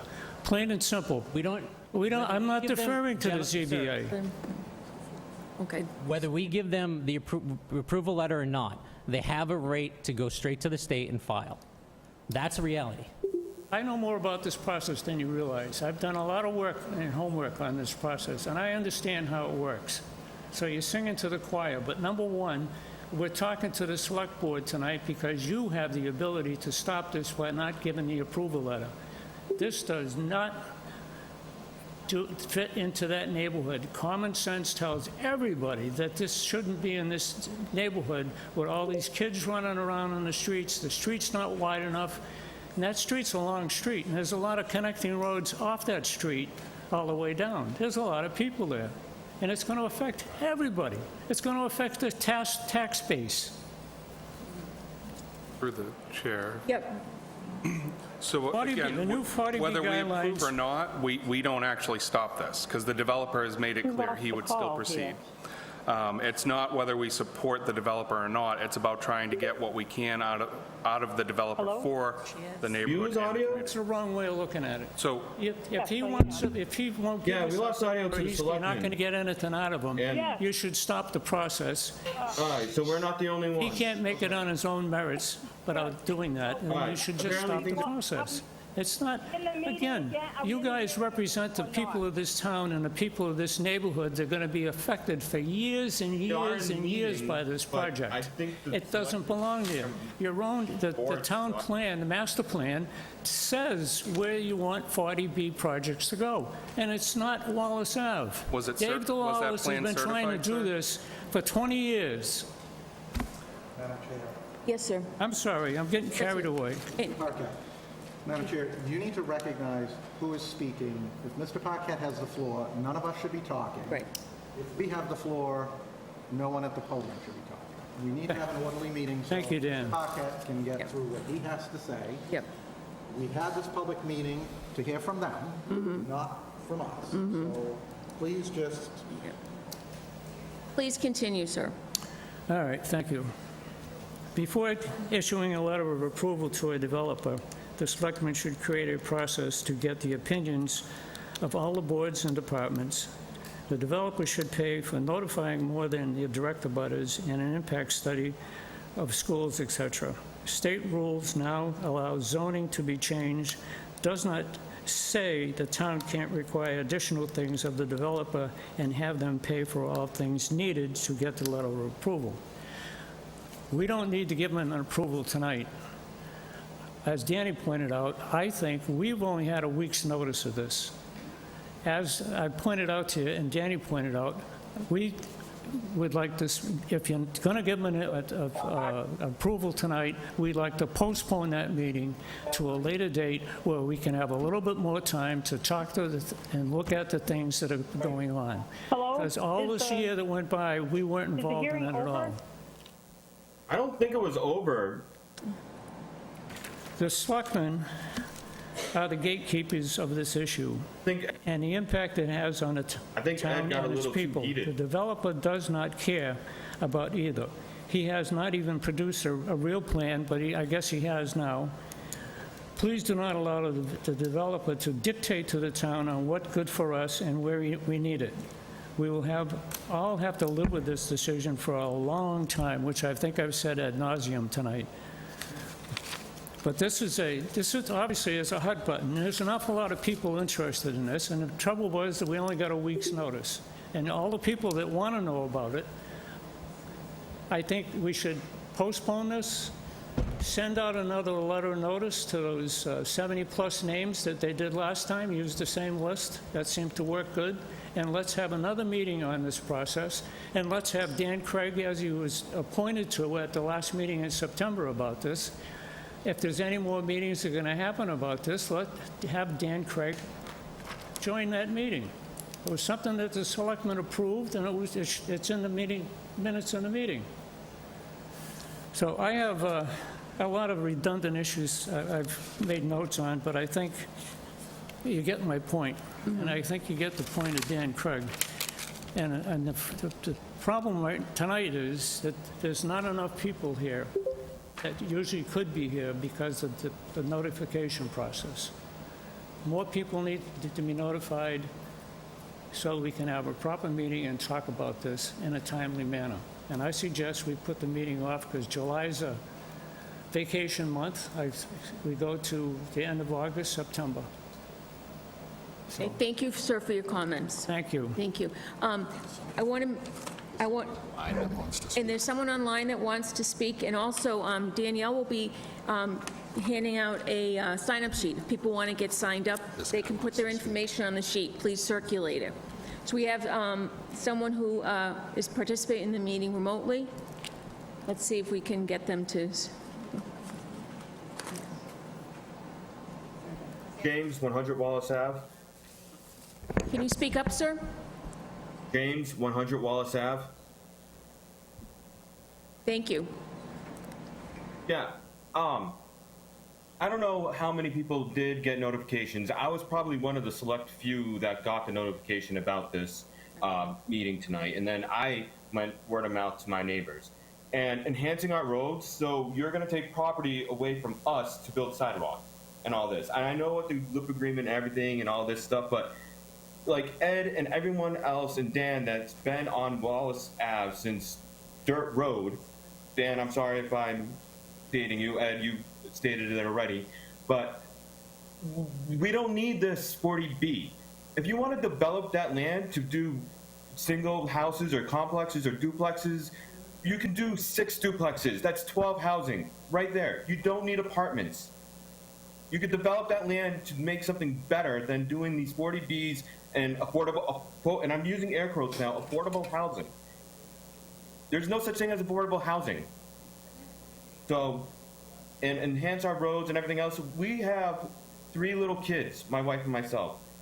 It's not worth it. It's not worth their safety with cars flying up and down currently on this road. Making the roads bigger, and you're taking away from our property, our land. We don't need it. We don't need a 40B on the, you know what's a perfect place for the 40B? The old Ramada Inn, right next to Mass Pike. That would be a perfect place. Or all the other undeveloped lands that not in a residential area. Thank you. Thank you, sir. Who else would like to speak? Please come up to the podium. And just make sure you speak into the mic, please, okay? And identify yourself, please. Hi. Jennifer Steinberg, 36 Wells Ave. Unfortunately, my faith in you is absent, board. I'm sorry. When we met in September, you promised Dan that he would be included. So, if we meet again in 6 months, the development will be up. And that is completely against what we all want. For those that couldn't make it tonight, you could just, because I think this meeting goes on to YouTube if this TV behind me works, you could replay all the comments that were made in September, and they are still accurate today. Nothing has changed from any of the residents, from the abutters. Everybody feels the same way. Those of you who I appreciate have walked the property, who have tried to drive around. Kids should be able to play in the street. People should be able to walk their dogs safely, to walk a baby stroller, to jog, to run. A school bus should not have to pull over and wait because it can't get by the cars that are already parked there. It makes no sense. My daughter goes to Bryn Mawr. She'll be in 2nd grade. Do you understand how overcrowded that building is? The art teacher, her office was the janitor's closet. Okay? They had a light bulb moment and decided, well, maybe for next year, she and the music teacher can share an office. They are at capacity at Bryn Mawr with 96 students right now enrolled in kindergarten. If that number reaches 100, which is very accurate because people move into town into current available housing, especially over the summer, people move. That number gets to 100, they need to add a kindergarten classroom. Well, the janitor's closet's not available. Okay. If you had children going to school at Bryn Mawr or PAC, which is also at capacity, you'd be nervous about any new housing that's coming into this town without any new infrastructure. What are kids supposed to do? The Auburn Mall has become a doctor's office. There's nothing for kids to do in town, and that's going to lead to other behavioral issues and criminal issues and everything else. When you invite a huge complex into a neighborhood that cannot fit it, even putting it somewhere else, the town hasn't done anything in terms of creating any more spaces for people to be at. And it's just infuriating. We did get this notice a week ago. Thank God we opened the mail. But it's almost like things are happening without anybody knowing about it, and the people who will be the most impacted are sitting here, aren't here. They don't even know this meeting is happening because it was a week that they had the notice. I would just ask, if you're elected officials, that you think about those people who you are representing, who the people are who don't have the voice you have, who weren't able to go to the meeting you had with the developer. I hope you can empathize and understand our frustration and our distrust, feeling like this meeting happened, you learned about the water. I'm glad you understand now how the water will flow better on our street, how there'll be sidewalks. But you cannot add stuff to this street, if you truly, I don't really know where you parked your car, sir. Did you pull into the area? Because you definitely didn't park on the street. You would have gotten hit, okay? There's just no way possible, if you add sidewalks and dig up the street to even fix the water issue that exists, that you're not going to affect the residents who live there, the residents who pay ridiculous taxes. I just wish and hope that you would understand where we're coming from. And I understand, well, if we don't sign this agreement, then it's up to the developer to meet with the state. Let the developer meet with the state. It sounds like, based on what this gentleman was saying, that there's like a huge backlog, that 63% of what developers bring to the state gets denied. Why are we afraid to do that? Why are we afraid to do that? The people who live on the street don't need a sidewalk. You know, like, you're going to take away people's property to put in a sidewalk. I understand it sounds like a beautiful thing they're dangling, you know, like dangling a piece of meat for a hungry dog. Like, oh yeah, we're going to get this sidewalk. We're going to get all this stuff we would never get otherwise. Well, ask the residents if those are things they need. If all of this, it just doesn't make any sense to me. You seem like you all have a head on your shoulders. I just ask that you empathize with those people who live in that community, who have children, who go to school in that community, who just want our kids to have the best experience they can.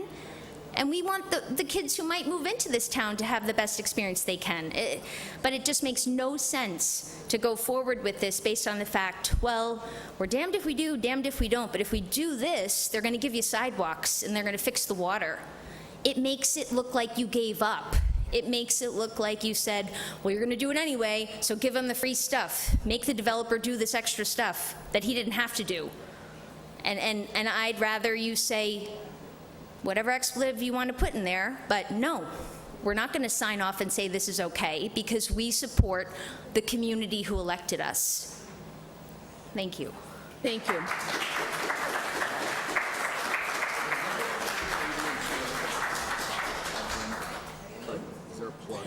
Who else would like to speak, please? Just make sure to speak into the mic and identify yourself.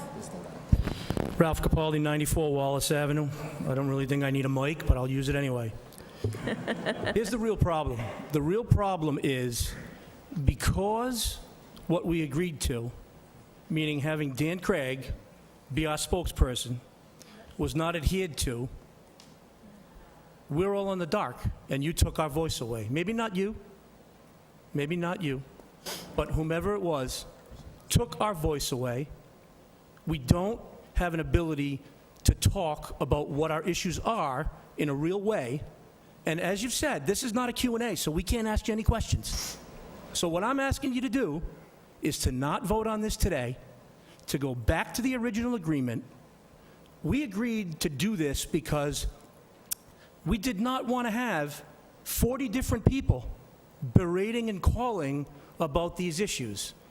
We wanted to have one person, because we felt like that was the right thing to do. That didn't happen. That needs to happen. You have the power to make that happen. Whether or not this goes through on a state level, and if he does it through the state, it's going to cost him more money. So he doesn't want to do that. I get it. Nobody here wants a sidewalk. Nobody here wants a bigger water main. What we want is to be able to express our issues the way that it was guaranteed to us that we should have been able to do. And you have the power to make that happen, and I would expect that through leadership, you would do that tonight. Thank you. Thank you, sir.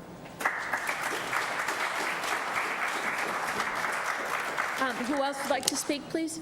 Chair, there's someone online. Yes, sir. Oh, and then we'll do, all right. Just make sure to speak into the mic and identify yourself, please. My name's Robert O'Connor, 87 Wallace Ave. I've come up here a couple times speaking about that driveway pointed right at my house. Have they addressed anything, any safety issues? What are they planning to do about me? Not a question and answer, right? No, we're going to look at the LIP agreement after this, and it'll state what has been talked about. Just keeps getting bigger, and that's more cars pointed right at my house. And I think as a taxpayer, somebody should take care of me, make sure I'm safe, my family's safe, all the kids on the street are safe. Try to do something for us, please. Thank you. Thank you, sir. Who else? Sir, oh, wait, actually, hold on one moment, I forgot. We have someone James, who is online, wants to speak in. James, just identify yourself, please.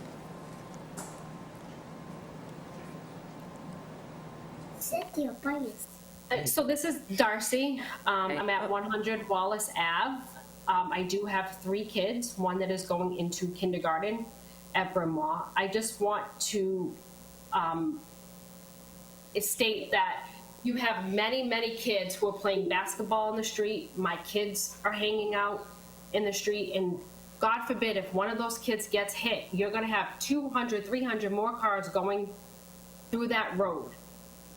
And it's a very bad safety issue. And I think also one of the selectmen, I don't know who it was, says that he came by and talked to residents. Well, I'm home 24/7. I work from home.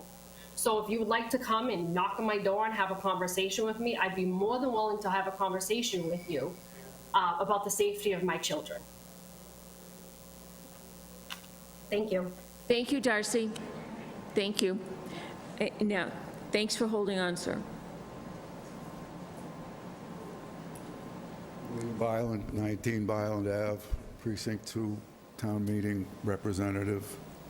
A lot of this has been covered, so I would just want to reiterate what's already been mentioned, and please ask the board through the chair to postpone this meeting until the notification discrepancies can be straightened out and everyone gets a chance to speak to whether or not the board should sign or not sign this LIP agreement. I'll keep it at that. Okay, thank you. Who else would like to speak? The woman right there, yep. Yes, please, yeah.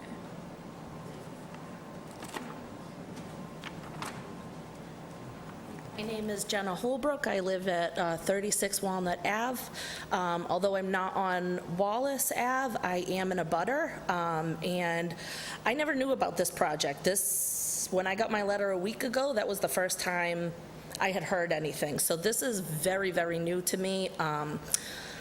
But going off of what everybody else has said and also of my own experience, I've been a substitute for the schools this past year for the first time, and having the insight that I do, adding even 2 more children would inundate these teachers, these amazing educators that we have that I have worked so closely with.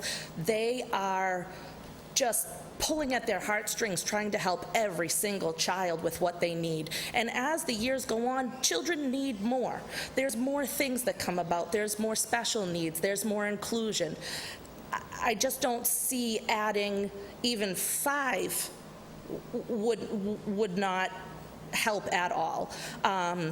It's a sad thing. Bryn Mawr, I went to Bryn Mawr. I've been here my whole life. I love this town. I love everything about it. The people in here are wonderful, but we need less working towards being Worcester and more towards being what Auburn is supposed to be.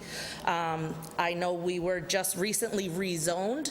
We used to be still farming zone land. I don't know if anybody knows that, but we used to still be zoned as farmland. As of last year, we are now residential, which is all well and good, but you know, people can't have certain things. I live on an acre of land. I would like to have some chickens, whatever, roosters. I can't have those anymore because we're not zoned appropriately. I can't have a rooster at my house to protect my flock from the vast majority of wild animals we have.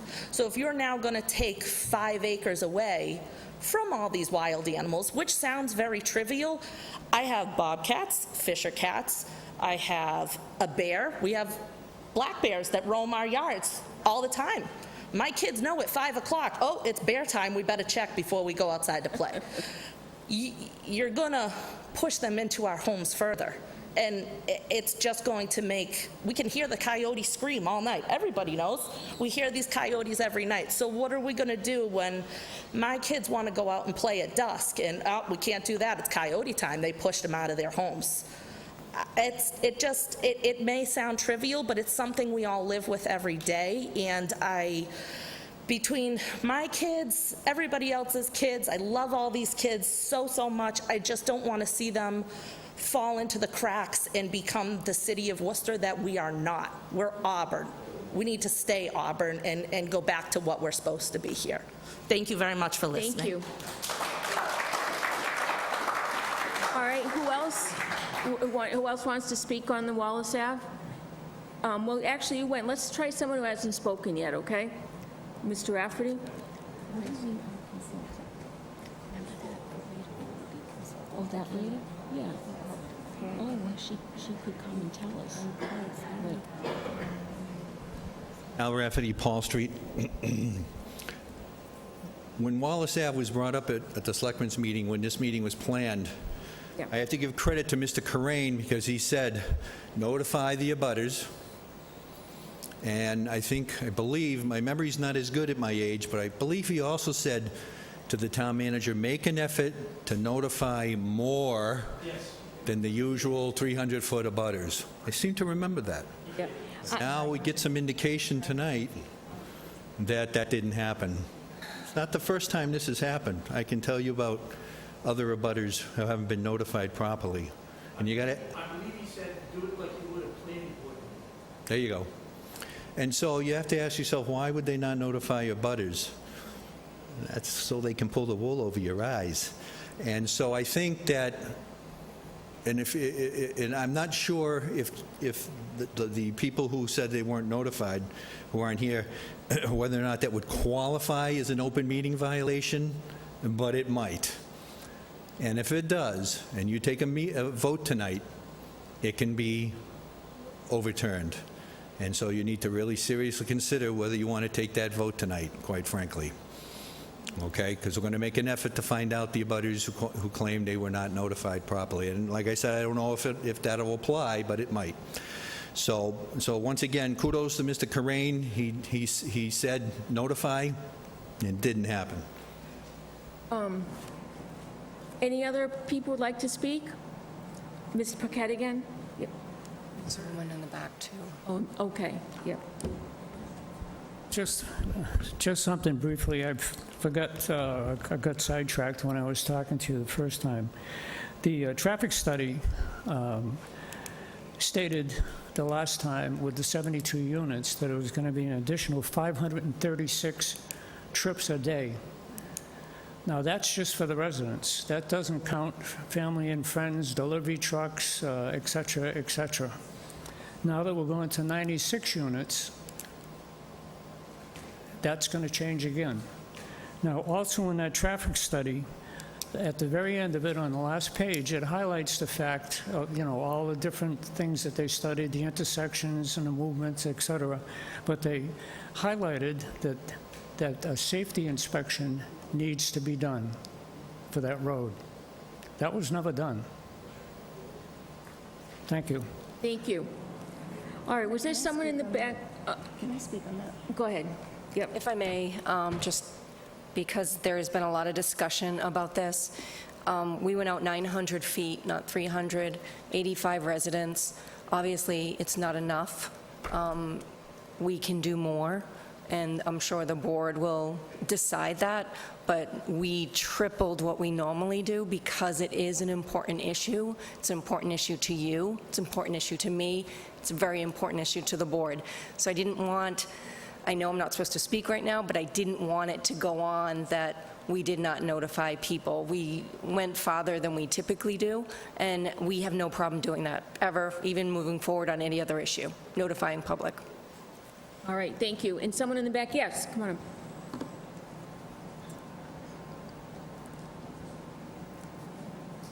Thank you. Just identify yourself and speak into the mic, please. Thank you. I'm Jean Rapacki. I live at 9 Byland Drive. I have to say, it's very disappointing because I know your efforts for transparency have not paid off, for whatever reason. We are as transparent as you can be. I mean, I'd give you $1,000 if you can find one person who lives in that area who wants this to happen. I realize you're between a rock and a hard place. You got the state over here, you got all of their regulations and powers, and then you got us. Well, we're the ones who vote for you, and I'm sure you're wondering at this moment about your many life choices that led you to this evening. But I have to say, I'm very unimpressed with the things that he's offered to do to improve Wallace Avenue. They are not going to improve Wallace Avenue for the vast majority of people in the neighborhood. It's just between his driveway and Rochford. Well, all of the cars and trucks are not going to all enter from that direction. In fact, I'm going to guess at least half of them, but probably more, will be coming down from Berlin. All that traffic going over our already old and damaged road, over our already old and corroded water pipes, that's going to go bad very quickly. And the developer will be nowhere in sight. And so it's going to end up falling on us, the taxpayers, to fix it, when the problem is coming from this increased traffic. I don't see the benefit to the town from this, aside from getting the 40B people off your necks. And I think there's better ways to do that. If we have a master town plan that says 40B should go here, here, and here, why is that not being pushed? Why does he have to build on this lot? Why can't he do one of those? I just don't understand the apparently complete inability of us to influence this developer. I mean, that may be the reality of it. But if there's still any possibility of us influencing the outcome here, nobody wants this. And I'm sure you guys don't particularly want it either. But if you have this vote tonight, you can't take the high road anymore. And I don't know that it's been brought up, but there has been some talk about chipping in for a lawyer. I don't want to do it. I'm paying you guys now. Well, for the lawyer anyways. So please, please reconsider. Do not vote on this tonight. We're not ready. Our questions haven't been answered, and our issues have not been addressed. I really, really urge you not to vote tonight. Thank you. Thank you.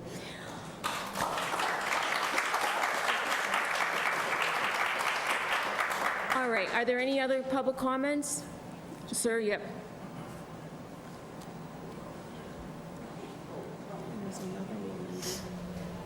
All right. Hi, I'm Bill Sheridan, 54 Wallace Ave. To me, the lip agreement, if that's what's online, and I read today, it doesn't seem to be adequate at all. And I think you really missed the boat by not having the input from us through Dan back when this was being discussed. For me, the main thing is the safety issue. We've got a lot of kids in the street. They're on bicycles, skateboards, rollerblades. There's basketballs out in the street. Now with the electric bikes and electric scooters, it's like twice as fast. I don't know how all of that traffic makes those kids safe. I don't see any way to make that safe for the kids. And we've had a fatality on that street. There's a bad corner 5 years ago or so. It's a bad road. You have to really go slow. In the wintertime, when the cars on one side of the street can't use their driveways because it's too steep, so they park in the street, then, you know, you're even really more narrow because now you got the trash pickup or whatever, and you're pretty much stopped. More work has to be done to make this sound good. And I have a question too. We'll say we're around 5%. What about our neighboring towns? How are they doing? Are they all up to the limit? I would suggest that we put this on hold until we have a proper meeting. Thank you. Thank you, sir. All right. Are we all set? Okay, who else? Thank you. Yep, just make sure to speak in the mic.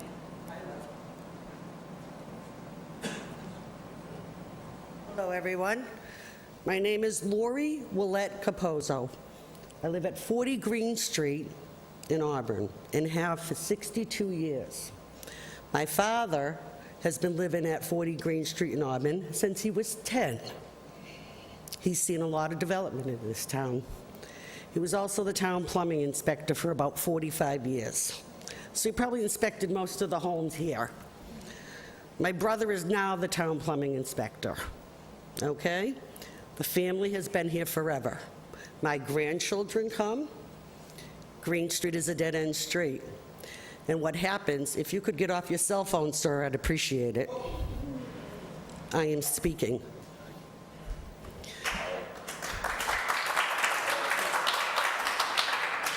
Excuse me, he's also the fire chief, so he might That's be wonderful. issues there. That's wonderful. Please continue.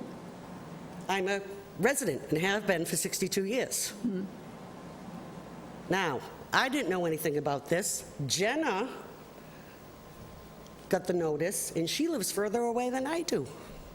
What happens on my street, for people that don't know the area, on a dead-end street, they come flying down at 40 to 45 miles an hour, usually end up in the woods at the end of the road, next to the Lux's house, who is another long-standing family, and I don't think they were notified. They think they're getting onto Wallace Ave. If they are coming down a dead-end street at 40 to 45 miles an hour because they don't know the area, what are they going to do on Wallace Ave because they don't know the area? My uncle was on Wallace Ave at 43 Wallace Ave, and pretty much his entire life, his last name was Buron. Again, I have grown up on both Green Street, Walnut Street, which is another dead-end street next door, and Wallace Ave my entire life. My children, who are now grown, went to Auburn school systems, and even back then, they were overcrowded. The teachers were overworked. There's not enough facilities. It would be a grave mistake to make a decision and approve this just because you fear some builder. I ask you not to make that decision tonight. Thank you. Thank you. Anyone else? All right, one more, and then we'll wrap up. Thanks, Edward. Best practice, the best practice theory that they were just talking about is something that I recommended. And that the best practice theory that I recommended at the last meetings we had, that the people that were at that meeting said that they would look into it.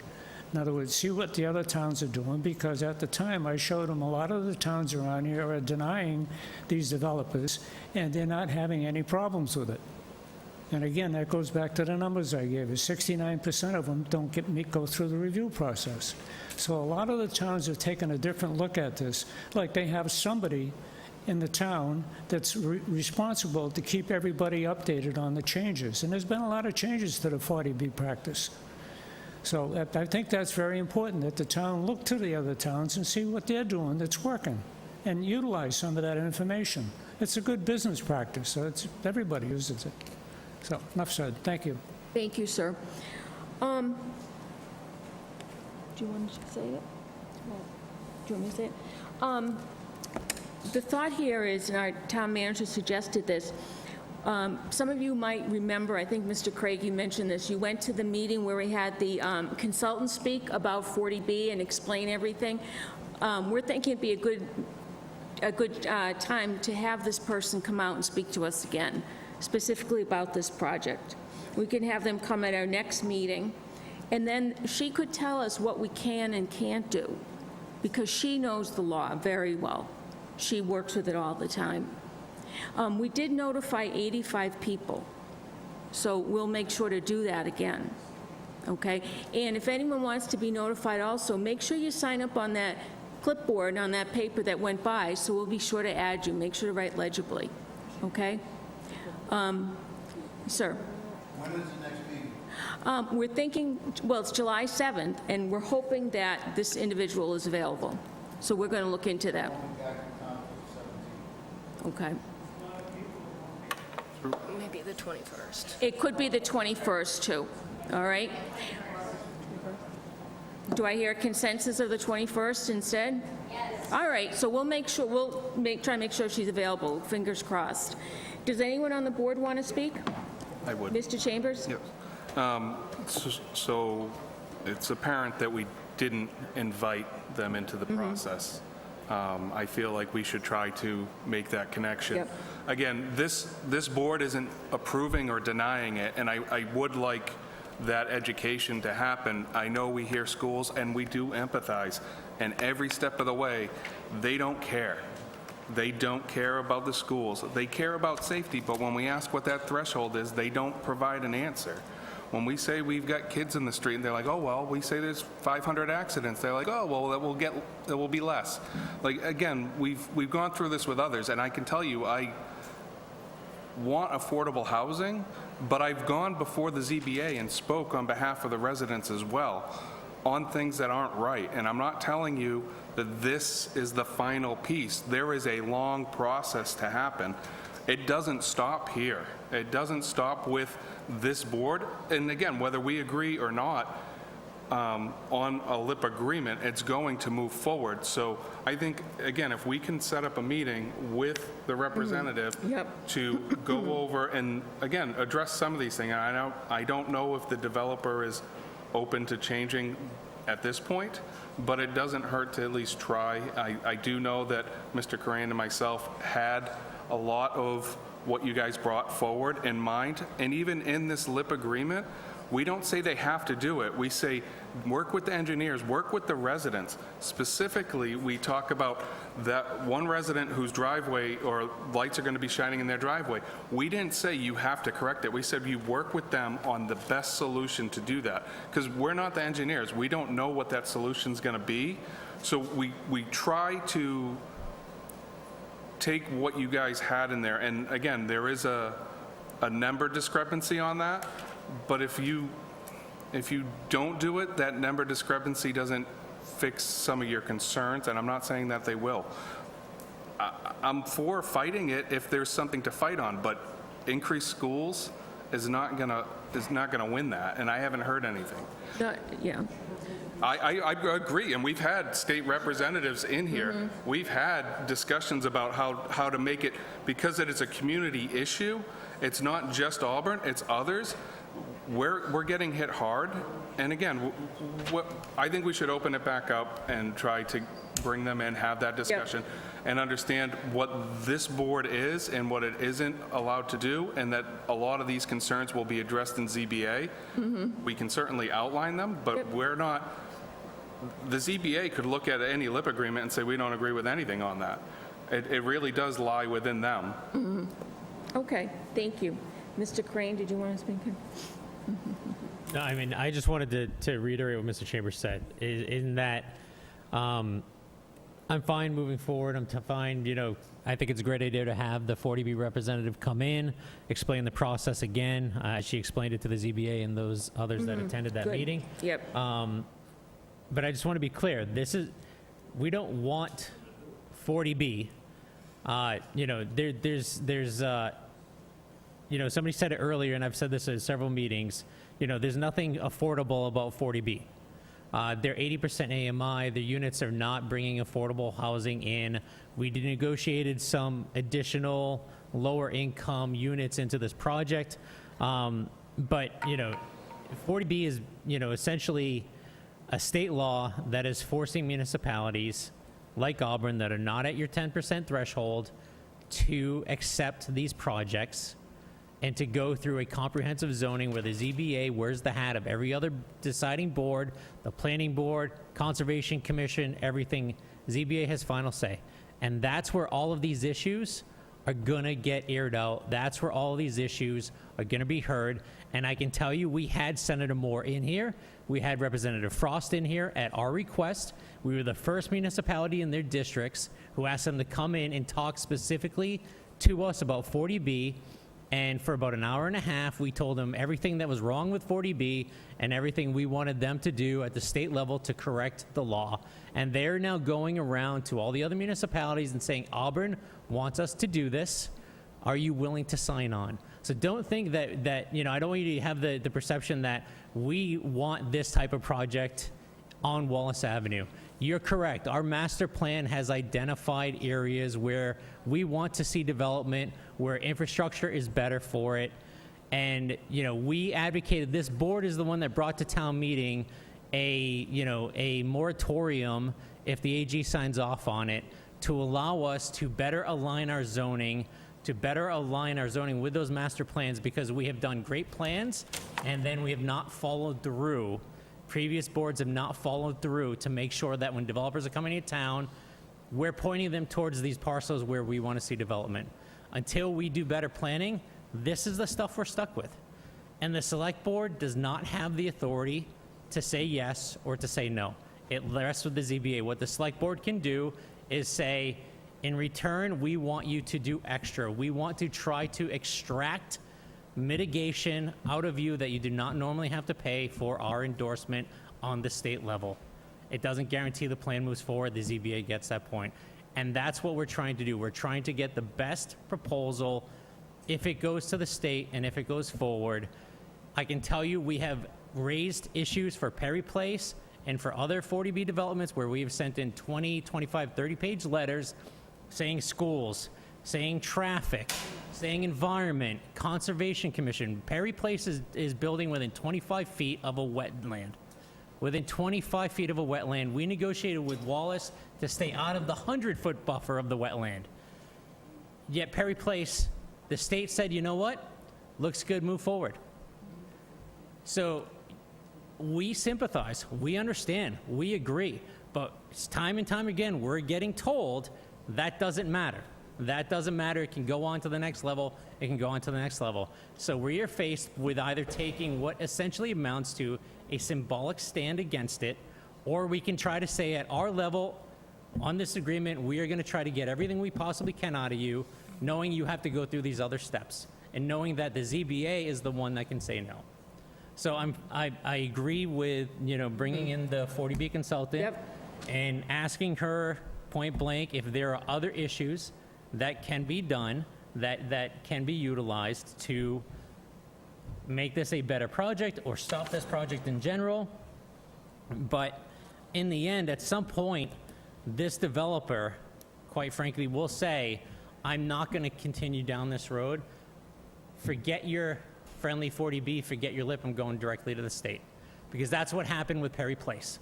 It's exactly what they did. We negotiated a lip, we threw out the idea of fireworks and recreational, and we had a whole bunch of stuff in there related to safety on Perry Place, safety on Perry Street, new crosswalks, new pavement, you know, fire access, etc.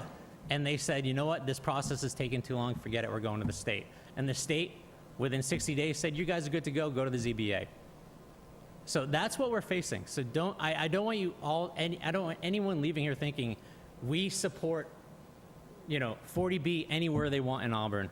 We don't. We have areas where we want it.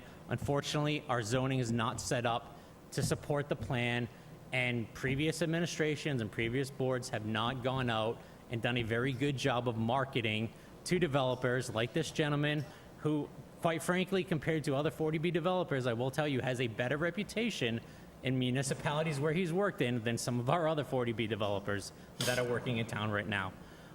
You know, to say, we like your projects, you get good reputation, but we want you to build over here. We just haven't done the legwork necessary, so we're stuck with what we're stuck with. All right, does anyone else want to speak? Okay, so do I hear a motion to close the public hearing? So moved. Well, let's just, do I hear a motion to close the public hearing? So moved. Okay, do I hear a second? Second. Okay, all in favor? Aye. Aye, okay. And our plan is... Opposed, Madam Chair. You're opposed? All right. So our plan is to have a meeting on July 21st. That's the Monday, right? Yeah, that is our That's next our regular next- meeting. Okay, and to get the consultant to come in.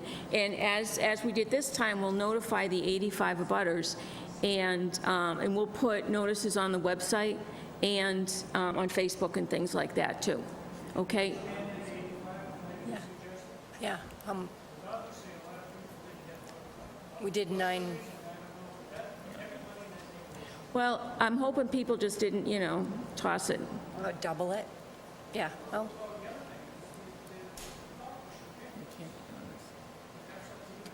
All right, so, Madam Chair, can I just make a recommendation that if there are residents who should have received the notice but didn't receive the Right. notice, if they can contact your office by email to, one, check, because, I mean, we do have a list of people who supposedly Right. received the notice, and if they're not on there, to add their names to the list so they Okay. will get notified next time. all right, thank you. What happens if the 40B consultant isn't available on the 20th? We'll get someone else. Find another date. We liked that one, though. She was very clear, very, The 21st down as a date, we need to be here if we want to be involved. got it. Yes. Okay, all right. Do I hear a motion to have a 5-minute recess? Before we do that, All right, hold on. just for anybody who's here, you don't have to wait till the 23rd, you don't have to wait till the 7th. The manager's staff is in the Marion Building, 7720-832. Call them, get your questions in. They will get you answers. It isn't that we can't do Q&A here. That doesn't mean you can't ask your questions. It's just they're the ones that are going to actually do the research and give you the actual answer that you need. So don't wait till the 23rd. Call them or email them, however you want to communicate, so that they have it ahead of time and they can give you answers to your questions that are thorough, complete, and you're going to walk away maybe not happy, but you're at least going to be forearmed with the information. Okay, all right. Madam Chair, I'll make a motion for a 5-minute recess. We have a motion. Second. She's been waiting. Is it on Wallace Ave? No. It was on the voting for the Auburn Housing Authority. I just wanted to speak. I was told I could. Unfortunately, it's at the end of the meeting. I'm sorry, but I'm going to come speak to you during the recess, okay? It's too late. You knew, you pointed to me that I raised my hand. I thought you were talking about Bryn Mawr, yeah. No, you saw. I mean the, okay, The only one who looks like this. I'm sure you did. okay. Can I just speak?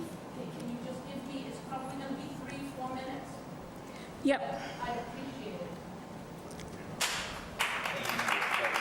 thank you.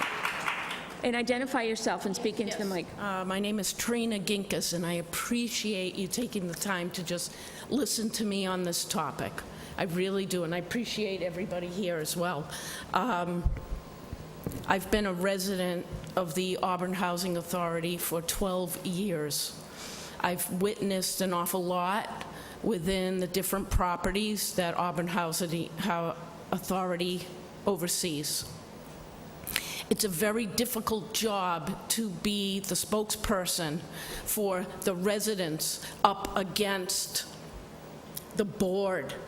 They have to follow rules and regulations and money and all this kind of stuff, and then we're coming up with our hearts and saying, my toilet always does this and you never fix it. And they listen and they go, okay, and then that's the end of it, and we have to keep, and these are older people, younger people, people with families. What I witnessed today was 3 applicants. I listened to all 3, and I'm objective. I listened to all 3 and what they brought and what they said about the questions that you all asked. And one was vague, and I went, okay, I understand, okay, yep, I heard what he said, and I went, well, he doesn't seem like a good candidate for me, okay. I listened to the second and was more emotional, but said, the director, Laurie, and Betty asked me or supports me for being the spokesperson for the residents. And I went, whoa, right off the bat, this is not good. This is not good.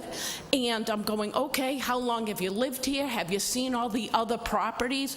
I listened to how this candidate answered the questions, and I was like, ooh, I don't know if I would put myself in her hands. Okay, third person got up, and I went, whoa, okay, sharp, answered your questions, even answered your question when you asked yours. She was over and gave us an awful lot of information about where she's come from and been on boards. She has been a spokesperson already, and sometimes has a bad reputation because speaking for residents is not an easy job. It's not. I love to help people. It doesn't go any. You saw how it is tonight. It's difficult to bring questions to you. So for the Auburn Housing Authority to listen to 3 candidates and then to tonight to say, do we have a vote? And it was, I vote against the third person. I vote against her, and I was like, whoa, okay, why? Why? And 2 people said no, and I says, well, that's smart, because she had the most knowledge and has already been on other committees and is already speaking for us already, and has some angst and has an awful lot on her shoulders because we constantly say things about what's going on. And then you voted, boom, okay, you voted for the second person, you voted for the second person, you voted for the second person, and we had 2 people that raised their hand for the most knowledgeable. And then it was voted down, you voted for the other, and that was the end. And I said, was that the best candidate? Is it over now? So I'm a little irate, and I thank you again for listening to me. I really do. I appreciate it. But how does this go on? Do we vote again, or is it over and done with now? It's over and done. However, there is an election. When is the next seat available? Check into when the next That person never is. happens. The seats, the people on that board are like cemented. But they still would have to run again. So that's something to consider. And I've been to the meetings, and I try very, very hard, and I listen, and I go, oh my God, and now I don't even know this woman. She's part of the family, the Pheasant Court, not the other properties, just Pheasant Court. And you heard her statement, I'm here for children, and what more Auburn Housing Authority can do for the children. So that's it? You voted and there's no other consideration? Not right now, no, I'm sorry to have to say that to you. I know it's not what you want to hear. It's not what just me. It's not just me, one person that comes in and says, oh, I think I'm gonna. It's where I come from, with all the hundreds of people that are tenants already that have said and given their information. So that's what I'm bringing to you. I'm not bringing you an attitude and you're saying, okay, sorry that you're not happy. That's pretty shallow. I understand what you're saying. Thank you, Karina. Do I hear a motion? So moved for a 5-minute recess. Second. So all in favor of a 5-minute recess? Aye. Aye. I gotta go to the bathroom.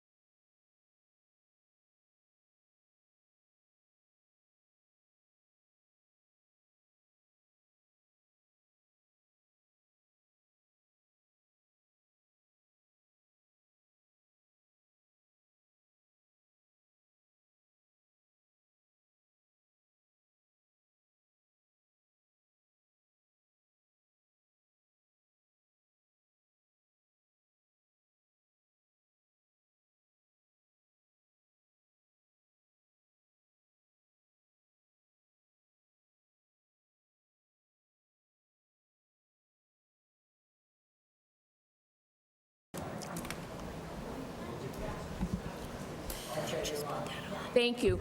Welcome back to the June 23rd meeting of the Select Board. We're reconvening after a break. Looking back at our agenda, we've done a lot of the initial items. Number 7, community organizations. There are no community organizations that are on the agenda.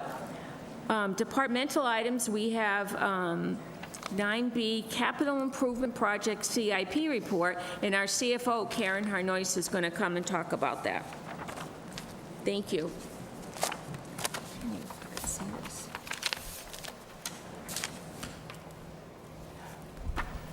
Good evening. Good evening. I would just like to ask, does everybody have a copy of the report? We have 3 pages, right? Yes. Okay, are they 3 different pages?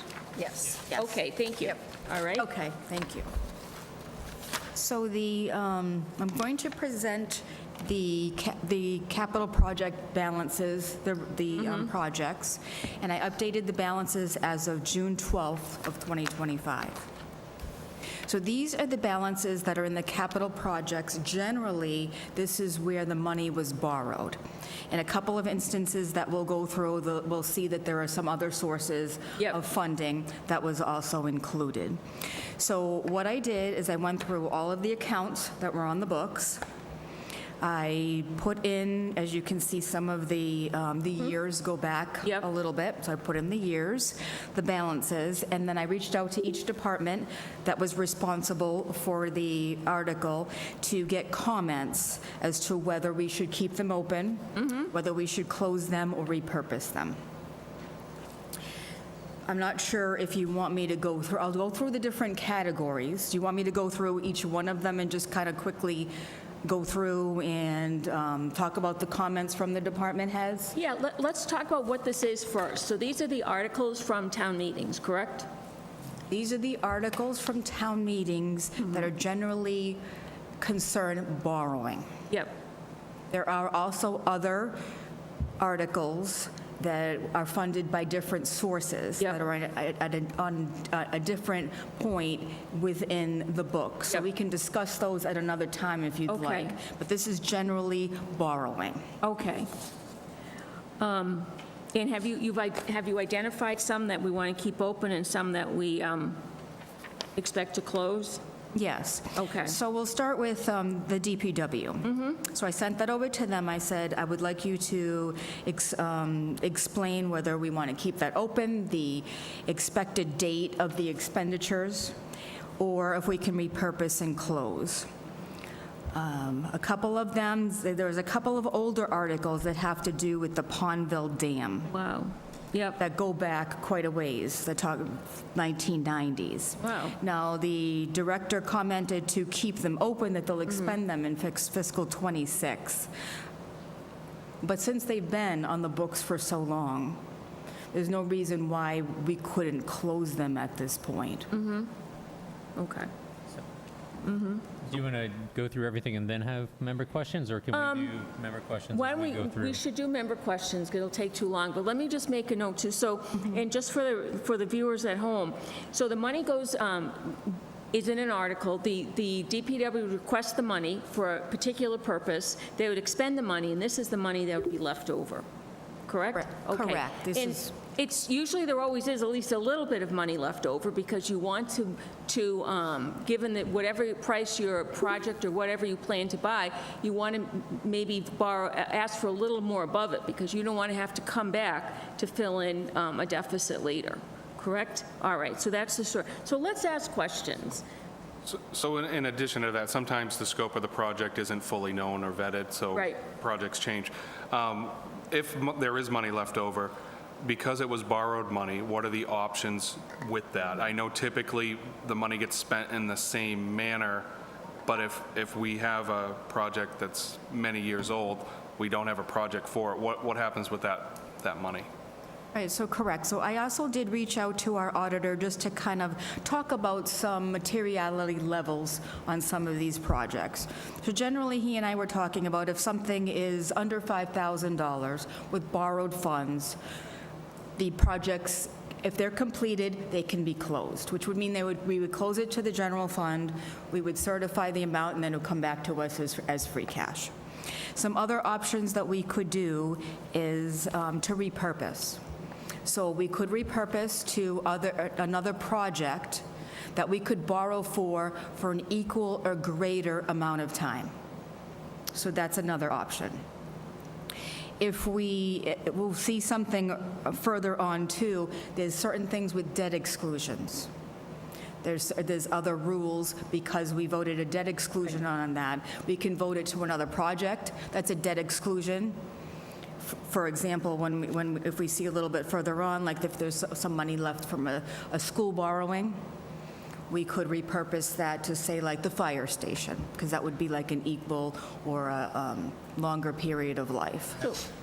Hey, just to follow up on that, and I'm not worried about things that are like 4 years old, 5 years old. I know typically what happens sometimes is with projects, you're trying to cobble different funding sources from state grant and ARPA money and town CIP, so I'm not worried about that stuff. But the really old stuff, the 1989, the 1990, do we have any financial policies in place that, regarding CIPs, that say, if your project is not being, if you're not done with your project or you haven't expended the funds by 5 years out or 6 years out or 7 years out, then that money is going to go back in, this account's going to be closed, that money's going to go back into the general fund, or if it was debt exclusion, paid off, whatever, and then come back in the free cash and then be made available for future projects. And I'm just wondering, because, I mean, there is money in here that predate probably anybody in this room being on the board or in staff, or, I mean, some of these, I was in 8th grade when these projects were open, and these projects are long done. You know, and they have, and I understand, a lot of the department heads have said, close this, close that, but there's some that are like, we're going to spend it this year, we're going to spend it. What are you spending $1989 on this year that you didn't already spend in the 20 years coming up to this point? And I just worry that we're moving beyond spending it on that purpose and that project that town meeting appropriated for, and using it as something that might be related, but not really. And I just want to make sure that, I go back to my question, do we have financial policies in place that would prohibit these sort of extended long-term, holding over and carrying over of funds in these accounts? And if not, is that something that we can look to put into place? Yes, and I would agree that that's something that we absolutely should put into place. So do they get flagged at any point? Again, I know when you're active in the project, it's top of mind, but again, we have turnover, people leave, but there's no type of flag? Because again, I know when we go to town meeting, they're like, oh, by the way, we can repurpose this money. We can repurpose. So like, how is that known? Is it just known to the department that has it? Through the chair, we do an analysis of this during the budget process, and we talk to the departments that have balances here. I have spoken to Karen about some of the older ones, and that's why she made a recommendation to actually close some of them out. They do at that time with the town manager and the chief financial officer during the budget season talk about where the expenses are that year, where the priorities are, to see if something can be reappropriated. But the issue and the concern that actually Karen monitors, and she does it really well, is to ensure that nothing is spent out of those accounts that shouldn't be. And so in other words, if it's borrowed, or like she talked about debt service, there's nothing that goes by her that doesn't get stopped if it's not supposed to be paid from that account. And I know because I hear it from some department heads who have tried, so I know it doesn't actually get through. But you can speak to that, Karen, if you'd like. So evidently, because what we were talking about is having policies and procedures. I don't know 100% for sure, but because of some of these being on for so long, I would assume that we probably don't have anything in writing. So we will work on that for a period of time. But these comments that are on here, I just want to say, like from DPW, that's from the DPW director. That isn't necessarily, if the town manager and myself looked at it, what we would recommend. I just wanted to reach out to the department and say, this would be their recommendations. But obviously, by looking at some of these older ones, that, you know, they probably should be closed. And if they really needed the money, to come back and ask and give a reason why they would need the money at this date. That's what I wanted to just, along with the policies, I wanted to know if, when they do come back and ask, is that, because these were initially appropriated by town meeting, is that something that the town manager and yourself sign off on? Is that something where they go to the finance committee and there's another sort of level where the finance committee weighs in? Or is that where they have to go back to town meeting and change? So just thinking, you know, just picking one out, you know, we have Auburn Street design from 2009. There's $25,000 left in there. Auburn Street has been designed. It was a TIP process, a TIP project. It's been constructed. The state has closed it out. We have $25,000 in design money, and it says reappropriate toward Pinehurst Ave design. Is that a reappropriation that it gets made on your level, or does that go back to finance committee, or does that go back to town meeting? So that would have to go through town meeting, and it would be recommended as a warrant article, so would also be reviewed by finance and by the town manager. So I have a question. I mean, my understanding was if you wanted to repurpose the money, you'd have to do it with the original intent of the authorization in mind. So you couldn't take money that was going to go for Auburn Street and spend it on windows at the school, correct? Well, you'd have to do it, as I had mentioned a little bit earlier, for something that is of a purpose that you could borrow for the same amount of time or longer. So you couldn't take something like, if the Auburn Street design, for example, was a 10-year, and we said we wanted to buy computers that are 5 years, then we couldn't do that. Okay, but you can do from one department to another, basically. Correct. And my understanding is that only the select board can close out the accounts, and usually something that's done every other year or so. Is that correct? I'm sorry, repeat that again? Who can close the accounts? For instance, I see the account can be closed. That's only the select board can close those, correct? I could close them as well. You could too? As the CFO, Okay. yes. All right, thank you. So, through the Yep. chair. So is there a CIP fund that's not allocated to a project? Or, again, like, if we're turning money back over to free cash, but the intent was for a capital project, is there a non-allocated capital project fund or account where that would go? Because, again, if the intent is to spend it on improvements, why would it go to free cash and then open it up? Like, No, I'm not aware of a fund that would be that, you know, is for unallocated or building up like a capital projects. We have a CIP fund, don't we, that we expend the interest from every year? We have a trust fund. A trust fund, that's my name. That's Yeah. a trust fund. That's it, We okay. haven't contributed Yes. to it. Right. And we do use the interest Yes. on that as part of the budget process. but rather than turning money back over to free cash, could it go to fund that trust? So we can, again, the intent is capital expenditure, let's put it for future capital expenditures rather than free cash. Especially, we've already paid for it. So Right. we don't want to see, or I don't want to see, I shouldn't use the royal we, something that, you know, I would like to see us do. We had a target at one time for the CIP trust fund. I would like to see us now do a new target. I think this might be a source of revenue to do that. But I think we need more than, I forget how much the goal was, like $1.5 million or something at the time, which was great. But I think as we are looking, especially, we just did the fire station, you know, we have a lot of other unfunded building needs, shall we say, and we've already taken this money from the taxpayer. So to be good stewards of their money, it would be great if we put this money legally into a fund that would then require us to spend or take less on the tax levy for them, and then we'd have a little bit more of a balance. Yeah, and to that point, you know, again, I don't want to go, well, I kind of want to go into specifics with these accounts, but we'll be here all night.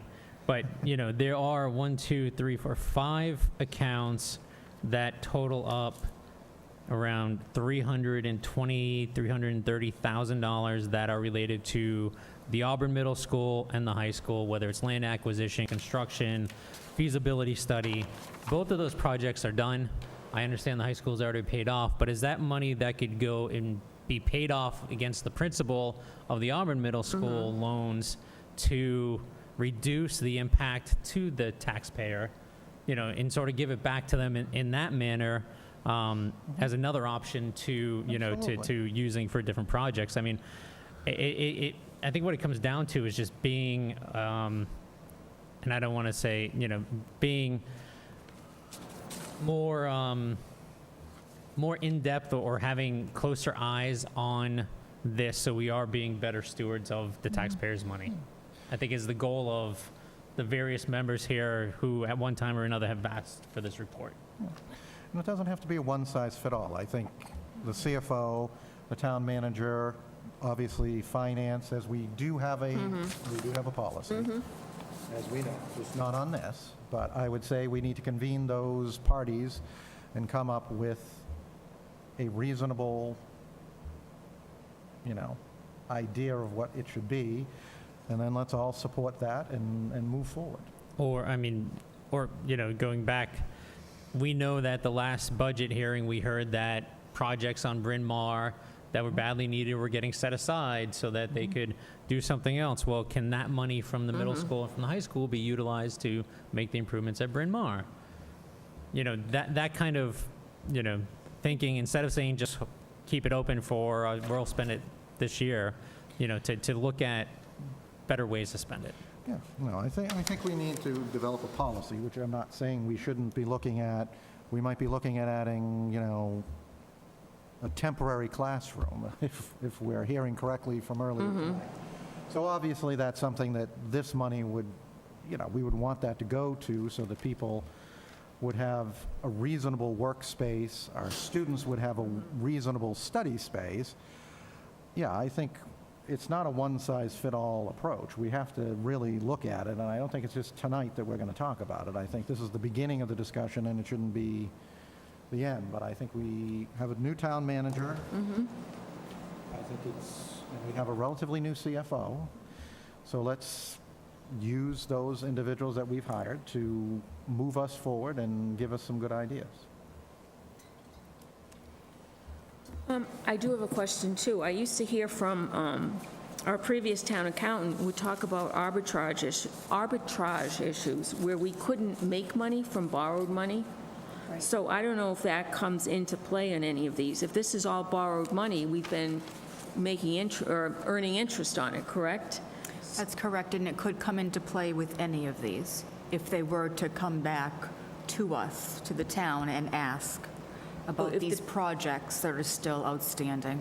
So if the people we borrowed the money from came back? I'm not would sure come back? exactly who it would be. If it would be the, I'm not sure who, but yes. Okay. There could be issues with arbitrage. Now, I know that there are other articles, too, that come through in the town meeting warrant with, where the funds are not borrowed. I mean, I'm assuming that, can we get a report on those also? Because I'm assuming there'll probably be some old ones floating around there, too. Thank you. Okay. Yes. Thank you. And through the chair, if I could, if I could just point out under the school. Yep. There's the two shaded sections. Yep. Like the light blue, and then the, like the light orange underneath that. That's just to point out, whereas like Selectman Crane was talking about, the ones that in the blue. So these surplus proceeds of any amount can be appropriated for any purpose which the town may borrow for an equal or greater. Or if they're 50,000 or less, which is this category, they may be applied to the payment of any debt service with the approval of the select board. Okay. thank you. So I wanted to point that out. And then the one underneath, the middle school project, was a debt exclusion.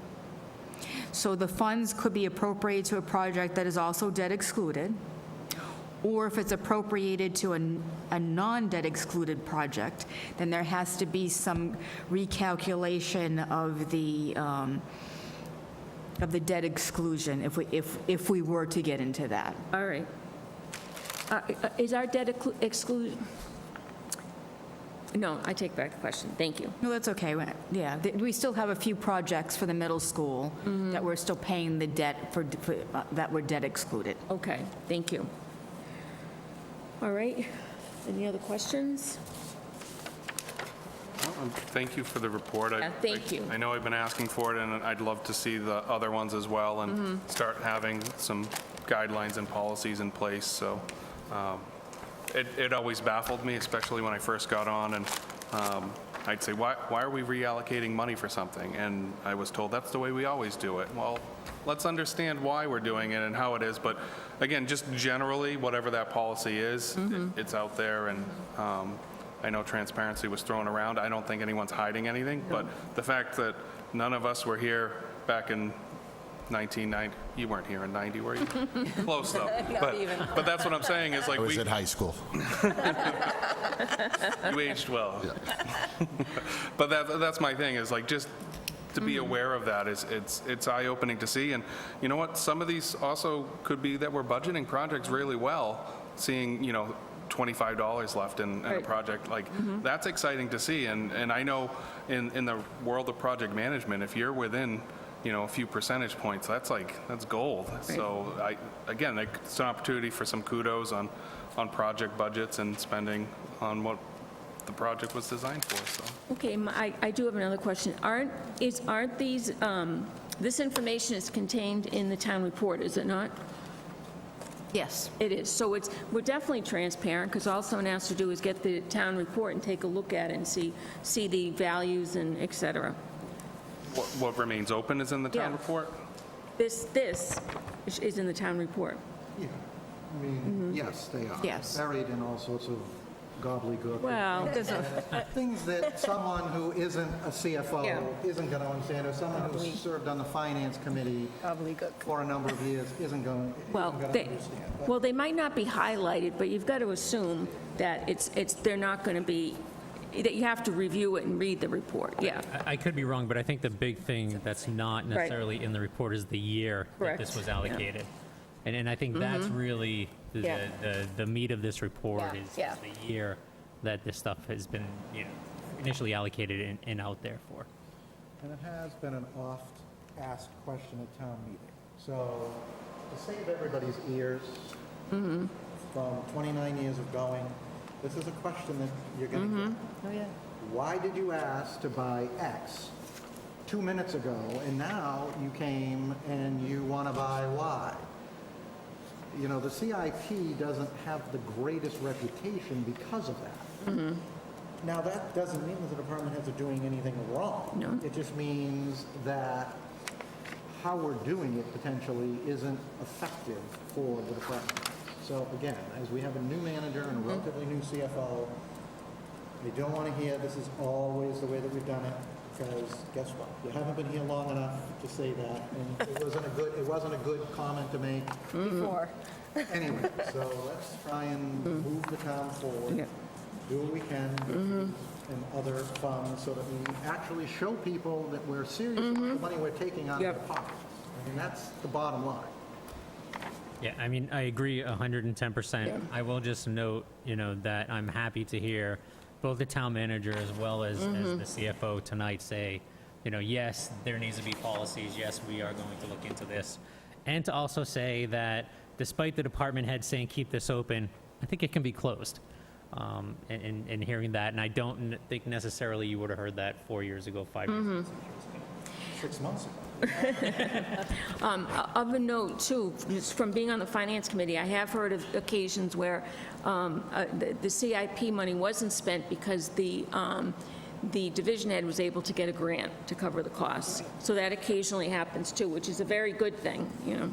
I just think the more we do and get out the good news, which I think is what Mr. Crane is talking about and Mr.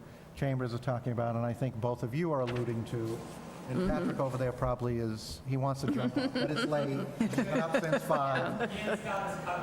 Thank you. We're just anxious to see the board work with town staff, which has not been something that we've had traditionally, so we want to set the tone now that we have a brand-new manager, and we have relatively new CFO without the old CFO, who I love and adore, but you're now going to be able to actually have the budget. 'Cause Ed just can't, even now, he's probably at home thinking about it, because he's just that, you know, but I'm looking forward to seeing more of what you and Dory are going to do to move us forward. That's what this is all about. Thank you. And Yes, if I may, Madam Chair, I also would like to commend the board, because one of the things that this exercise did is it provided department heads with information they weren't necessarily given before. And some department heads had never seen any of these balances. So it's important that not only do we work with the board, but we work closer with our department heads to let them know where they are at with their projects in addition. So I think there's a few different policies here we'll be working on, all leading up to the same thing, though. So thank you. Good. Thank you very much. Oh, go ahead. If you don't mind, and actually, I think this is a good time, too, because we're coming towards the end of the fiscal year. Yep. And I sent out the year-end memo, and a lot of people are asking me about articles that they have left over from previous years, and they have to fill out a sheet for me and explain, you know, what they need the money to be carried over for and when they're going to expend it. Good. And you know, as the years, as they continue to be there and as the years go by, I'm going to be like, are you really sure? You know, because we need to move towards, you know, the goals of that, and I am going to look into, I believe we could do maybe like a capital project stabilization fund, something like that. yeah. That we could establish. And that might have to go through town meeting, but that's okay. Absolutely, And yeah. maybe we could, you know, move some of the more substantial balances into that, but I will report back on that. Thank you very much. And thank you. Thank you. Thank you. Thanks for staying for so long. Oh, you're welcome. Because I knew you got here early. And now, Thank you. thank you. So continuing on our agenda, we have departmental items.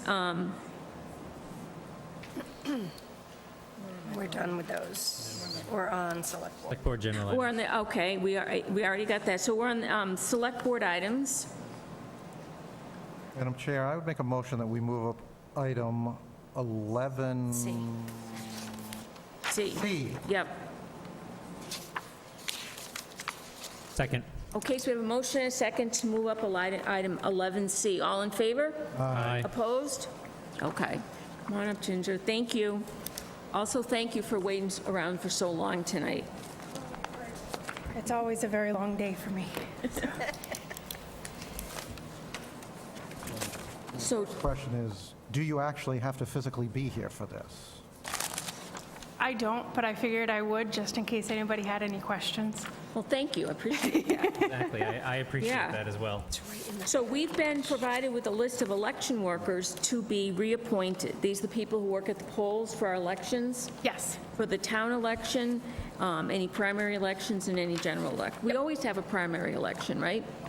No, we don't always have a primary Oh, no, we election. don't. Okay. No, so this year, we only have the town election that we just had. Yep. In 2026, we will have the town election, and then we'll have a September and a November Okay. election. All right, thank you. Welcome. Does anyone have any questions? Motion, we reappoint. Second? Okay, You can't have questions, Todd. It just all right. means, honestly, these people have been doing it for a number of years. My only question is we're reappointing them now. We're a year away from our next election, give or take. Are there going to be calls for more volunteers to support the elections, or is this it? So this is only going to be for the annual town election. This is just for me. this is just for May, so they have to be appointed like a lot of the other stuff fiscally.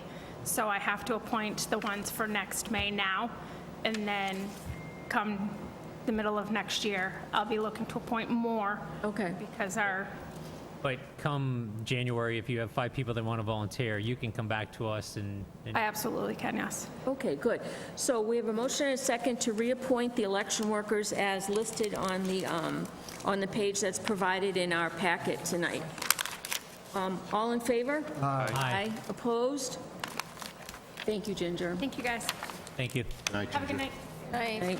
All right, so looking back at our agenda, let's take a look. Communications is not, we do not have any items under communications tonight. Under Select Board general items, we don't have any proclamations or recognitions, but we do have a gift acceptance. Yeah, let's get, okay. We have the town's received a gift of $1,000 from Savers Bank, that's very generous of them, for the August 21st Aquanet concert in the park. Make a motion that we accept with gratitude and that a letter be prepared for the signature of the chair. Second. So we have a motion and a second. All in favor? Aye. Aye. Opposed? So, thank you. Looking,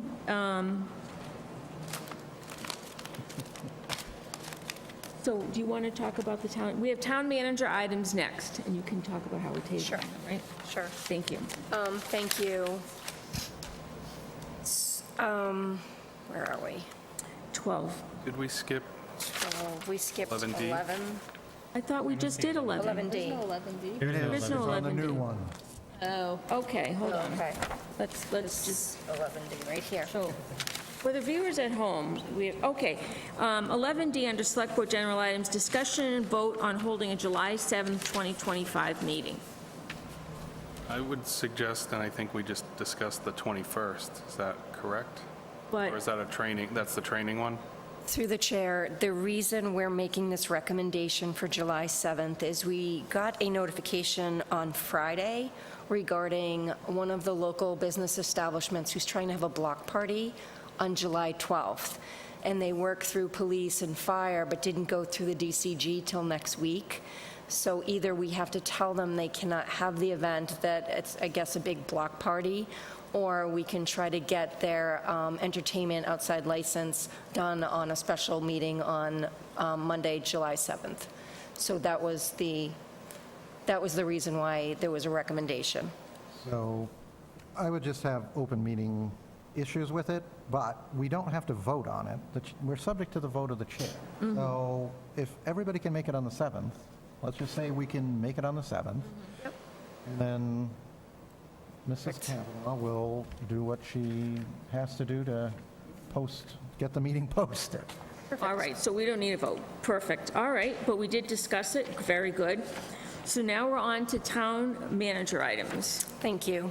I'm going to defer both of these to the next Board of Selectmen meeting. The first one is the appointment of Scott Mills to Auburn Police Chief. I would like to, now that we are going to have a meeting on July 7th, I would like to have a little bit more time to prepare his contract and get that to you so that we have something to discuss on that day. And I would also like to postpone CMRPC because I need to provide the board some resident information. It is not just appointments or delegates from the board, but necessarily, it's also residents. So there needs to be a little extra time for that one as well. Okay, questions? I just have one question for the CMRPC. Do we know when their next meeting is, and do our current delegates that I know Planning Board appoints 2 delegates, are our current delegates and alternates still recognized by them until we change? So I know I was just sworn in again, and I attended the June meeting and the quarterly meeting. There's other trainings and things, but the quarterly meeting wouldn't be again until the September.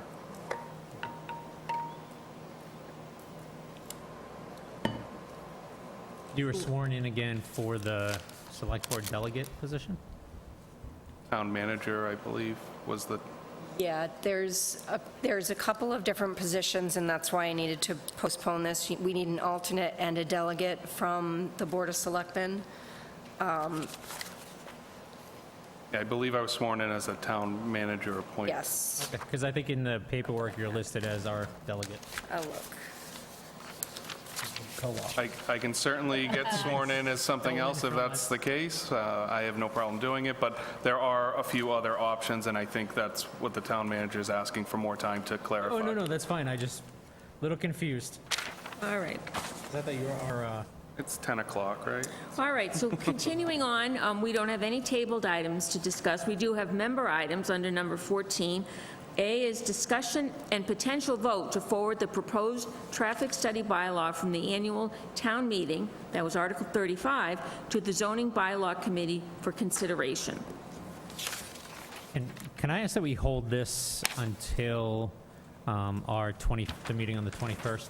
And the reason why is because the article that we're forwarding to them still has the same fatal flaws that we identified as part of the town meeting process. So before we forward it, can we edit it a little bit and then forward it to them so that, No, so it that fixes those was, issues? so my point was, in forwarding it, was to give them a shell to work off of.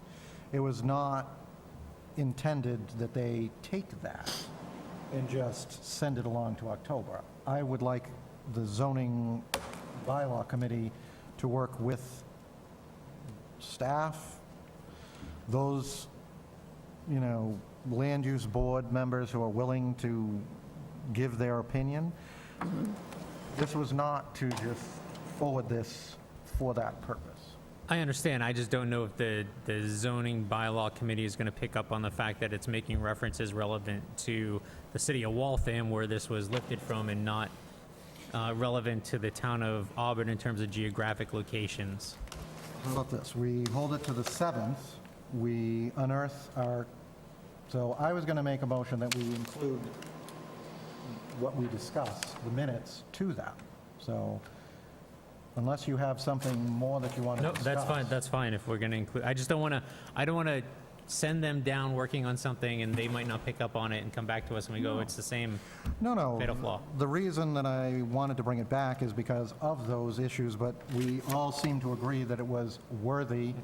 I spoke to the town manager about it as well to see to gauge her professional opinion on it, and so if we're okay with it, I would make a motion that we forward it with the minutes of our meeting, once they're unearthed, to the zoning bylaw committee to make any revisions, work with, obviously, whomever they deem appropriate, and hopefully bring a improved and revised traffic study bylaw for the October, we'll just say the town meeting that we don't know the date, but it's in the fall sometime. The special town. Special.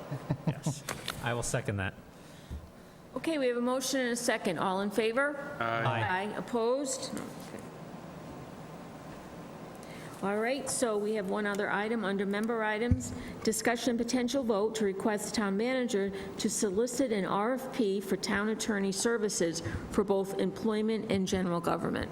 So this was discussed at the last meeting, but we didn't have the language to take a vote, so should hopefully just be a vote to, so I'm going to make a motion that the board requests town manager solicit an RFP for town attorney services for both employment and general government, and bring the recommendation to this board to appoint. To appoint or to? So, according to the charter, we appoint the town manager, the town attorney, and the town accountant. So it would be our appointment, though she makes a recommendation. Okay, The differ is for department head, she appoints and we ratify. gotcha. Thank you. So I guess I have a question on the RFP. Who defines what's in that?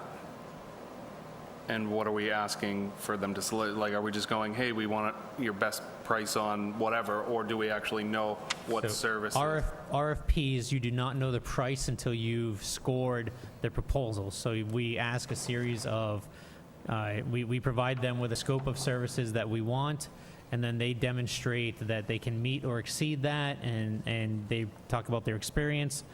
There's typically then an RFP committee that would meet, score them, choose the best, and then you open up the pricing. So we would need to understand what we're asking for before an RFP is sent. I guess that's what I'm trying to understand the process. Right, so we're requesting that the town manager prepare that and bring it back to us. Prepare a scope of service. Yep. Okay. Review and approval. Yes. For our review and approval. Exciting. All right. So did I hear a motion and a second? So moved and... I will second it if you include that last Yes. bit of, if you'll amend your motion for that Say it last again. bit Absolutely. of verbiage, so that it's clear that we're asking the manager and professional staff to prepare a draft for review and approval of the board before anything moves forward. I accept that friendly amendment. Okay, and we have a second. Seconding it, yeah. Okay, we have a motion and a second. All in favor? Aye. Opposed? Aye. So 4-1, all right. And public comments tonight. The second public comment period, Patrick Jones would like to speak. Thank you, Mr. Jones, for waiting. Thank you for allowing me to be here a couple of more minutes. In light, I came in tonight because of Leicester Street and Bryn Mawr, but obviously being on other boards, I take an interest in the LIP that was going to be heard afterwards. And I made a couple of observations. I listened to the or watched the video of when the young lady, Mrs. Barrett, came in and spoke with everyone back, and I look forward to her coming back. But I think something that's been lost in translation that I wanted to share now that some of the energy is sort of subsided is that Mr. Corain made a really good, I really have 2 points to make relative to one, but Mr. Corain did a really good job or attempted to explain that as the zoning board has a huge stake in this.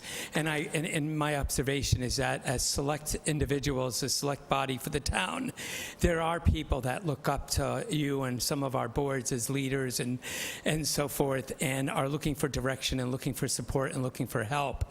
So I think it would be really important to recognize when this young woman comes back to speak to everybody again, that she sort of draws a better understanding of what kind of, I would say, leverage or some kind of power that the state really has to enforce. Because what wasn't mentioned tonight is that 40B is regional. I mean, our residents can sit here and say as much as they want, well, what are the surrounding towns doing?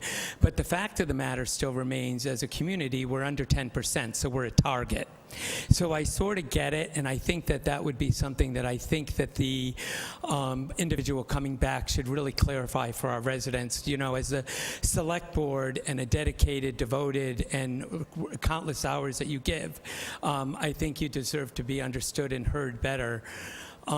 With that all said, the other thing is a Yankee drummer sort of came up, and I know that we have, we mentioned a changing CFO earlier.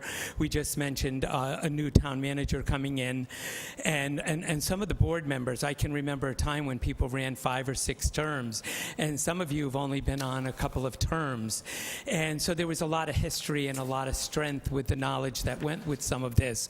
As Mr. Carpenter probably realizes, so many things come and go.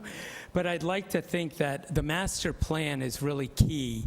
And I just want to emphasize this evening with the air sort of clearing that you have a conservation committee, you have a planning board, you have a zoning board of appeals, you have an economic development committee, you have new town administration and management, and a really strong board of selectmen.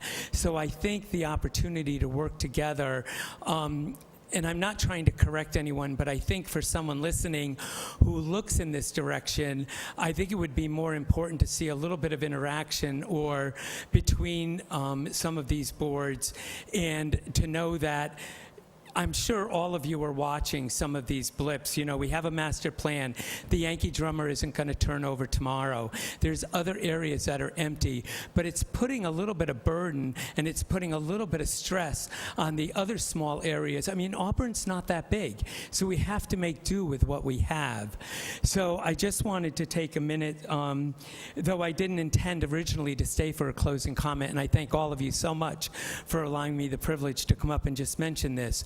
But I did make that observation tonight, that I just think there's a lot more that has to come down the pike, and if we're going to bring in consultants, I think a key thing is people want to be heard and understood, and you're doing that, and I just hope that a lot of people get emailed questions to you, and a lot of people get information so that the next meeting can be a lot more informative than the meeting in February.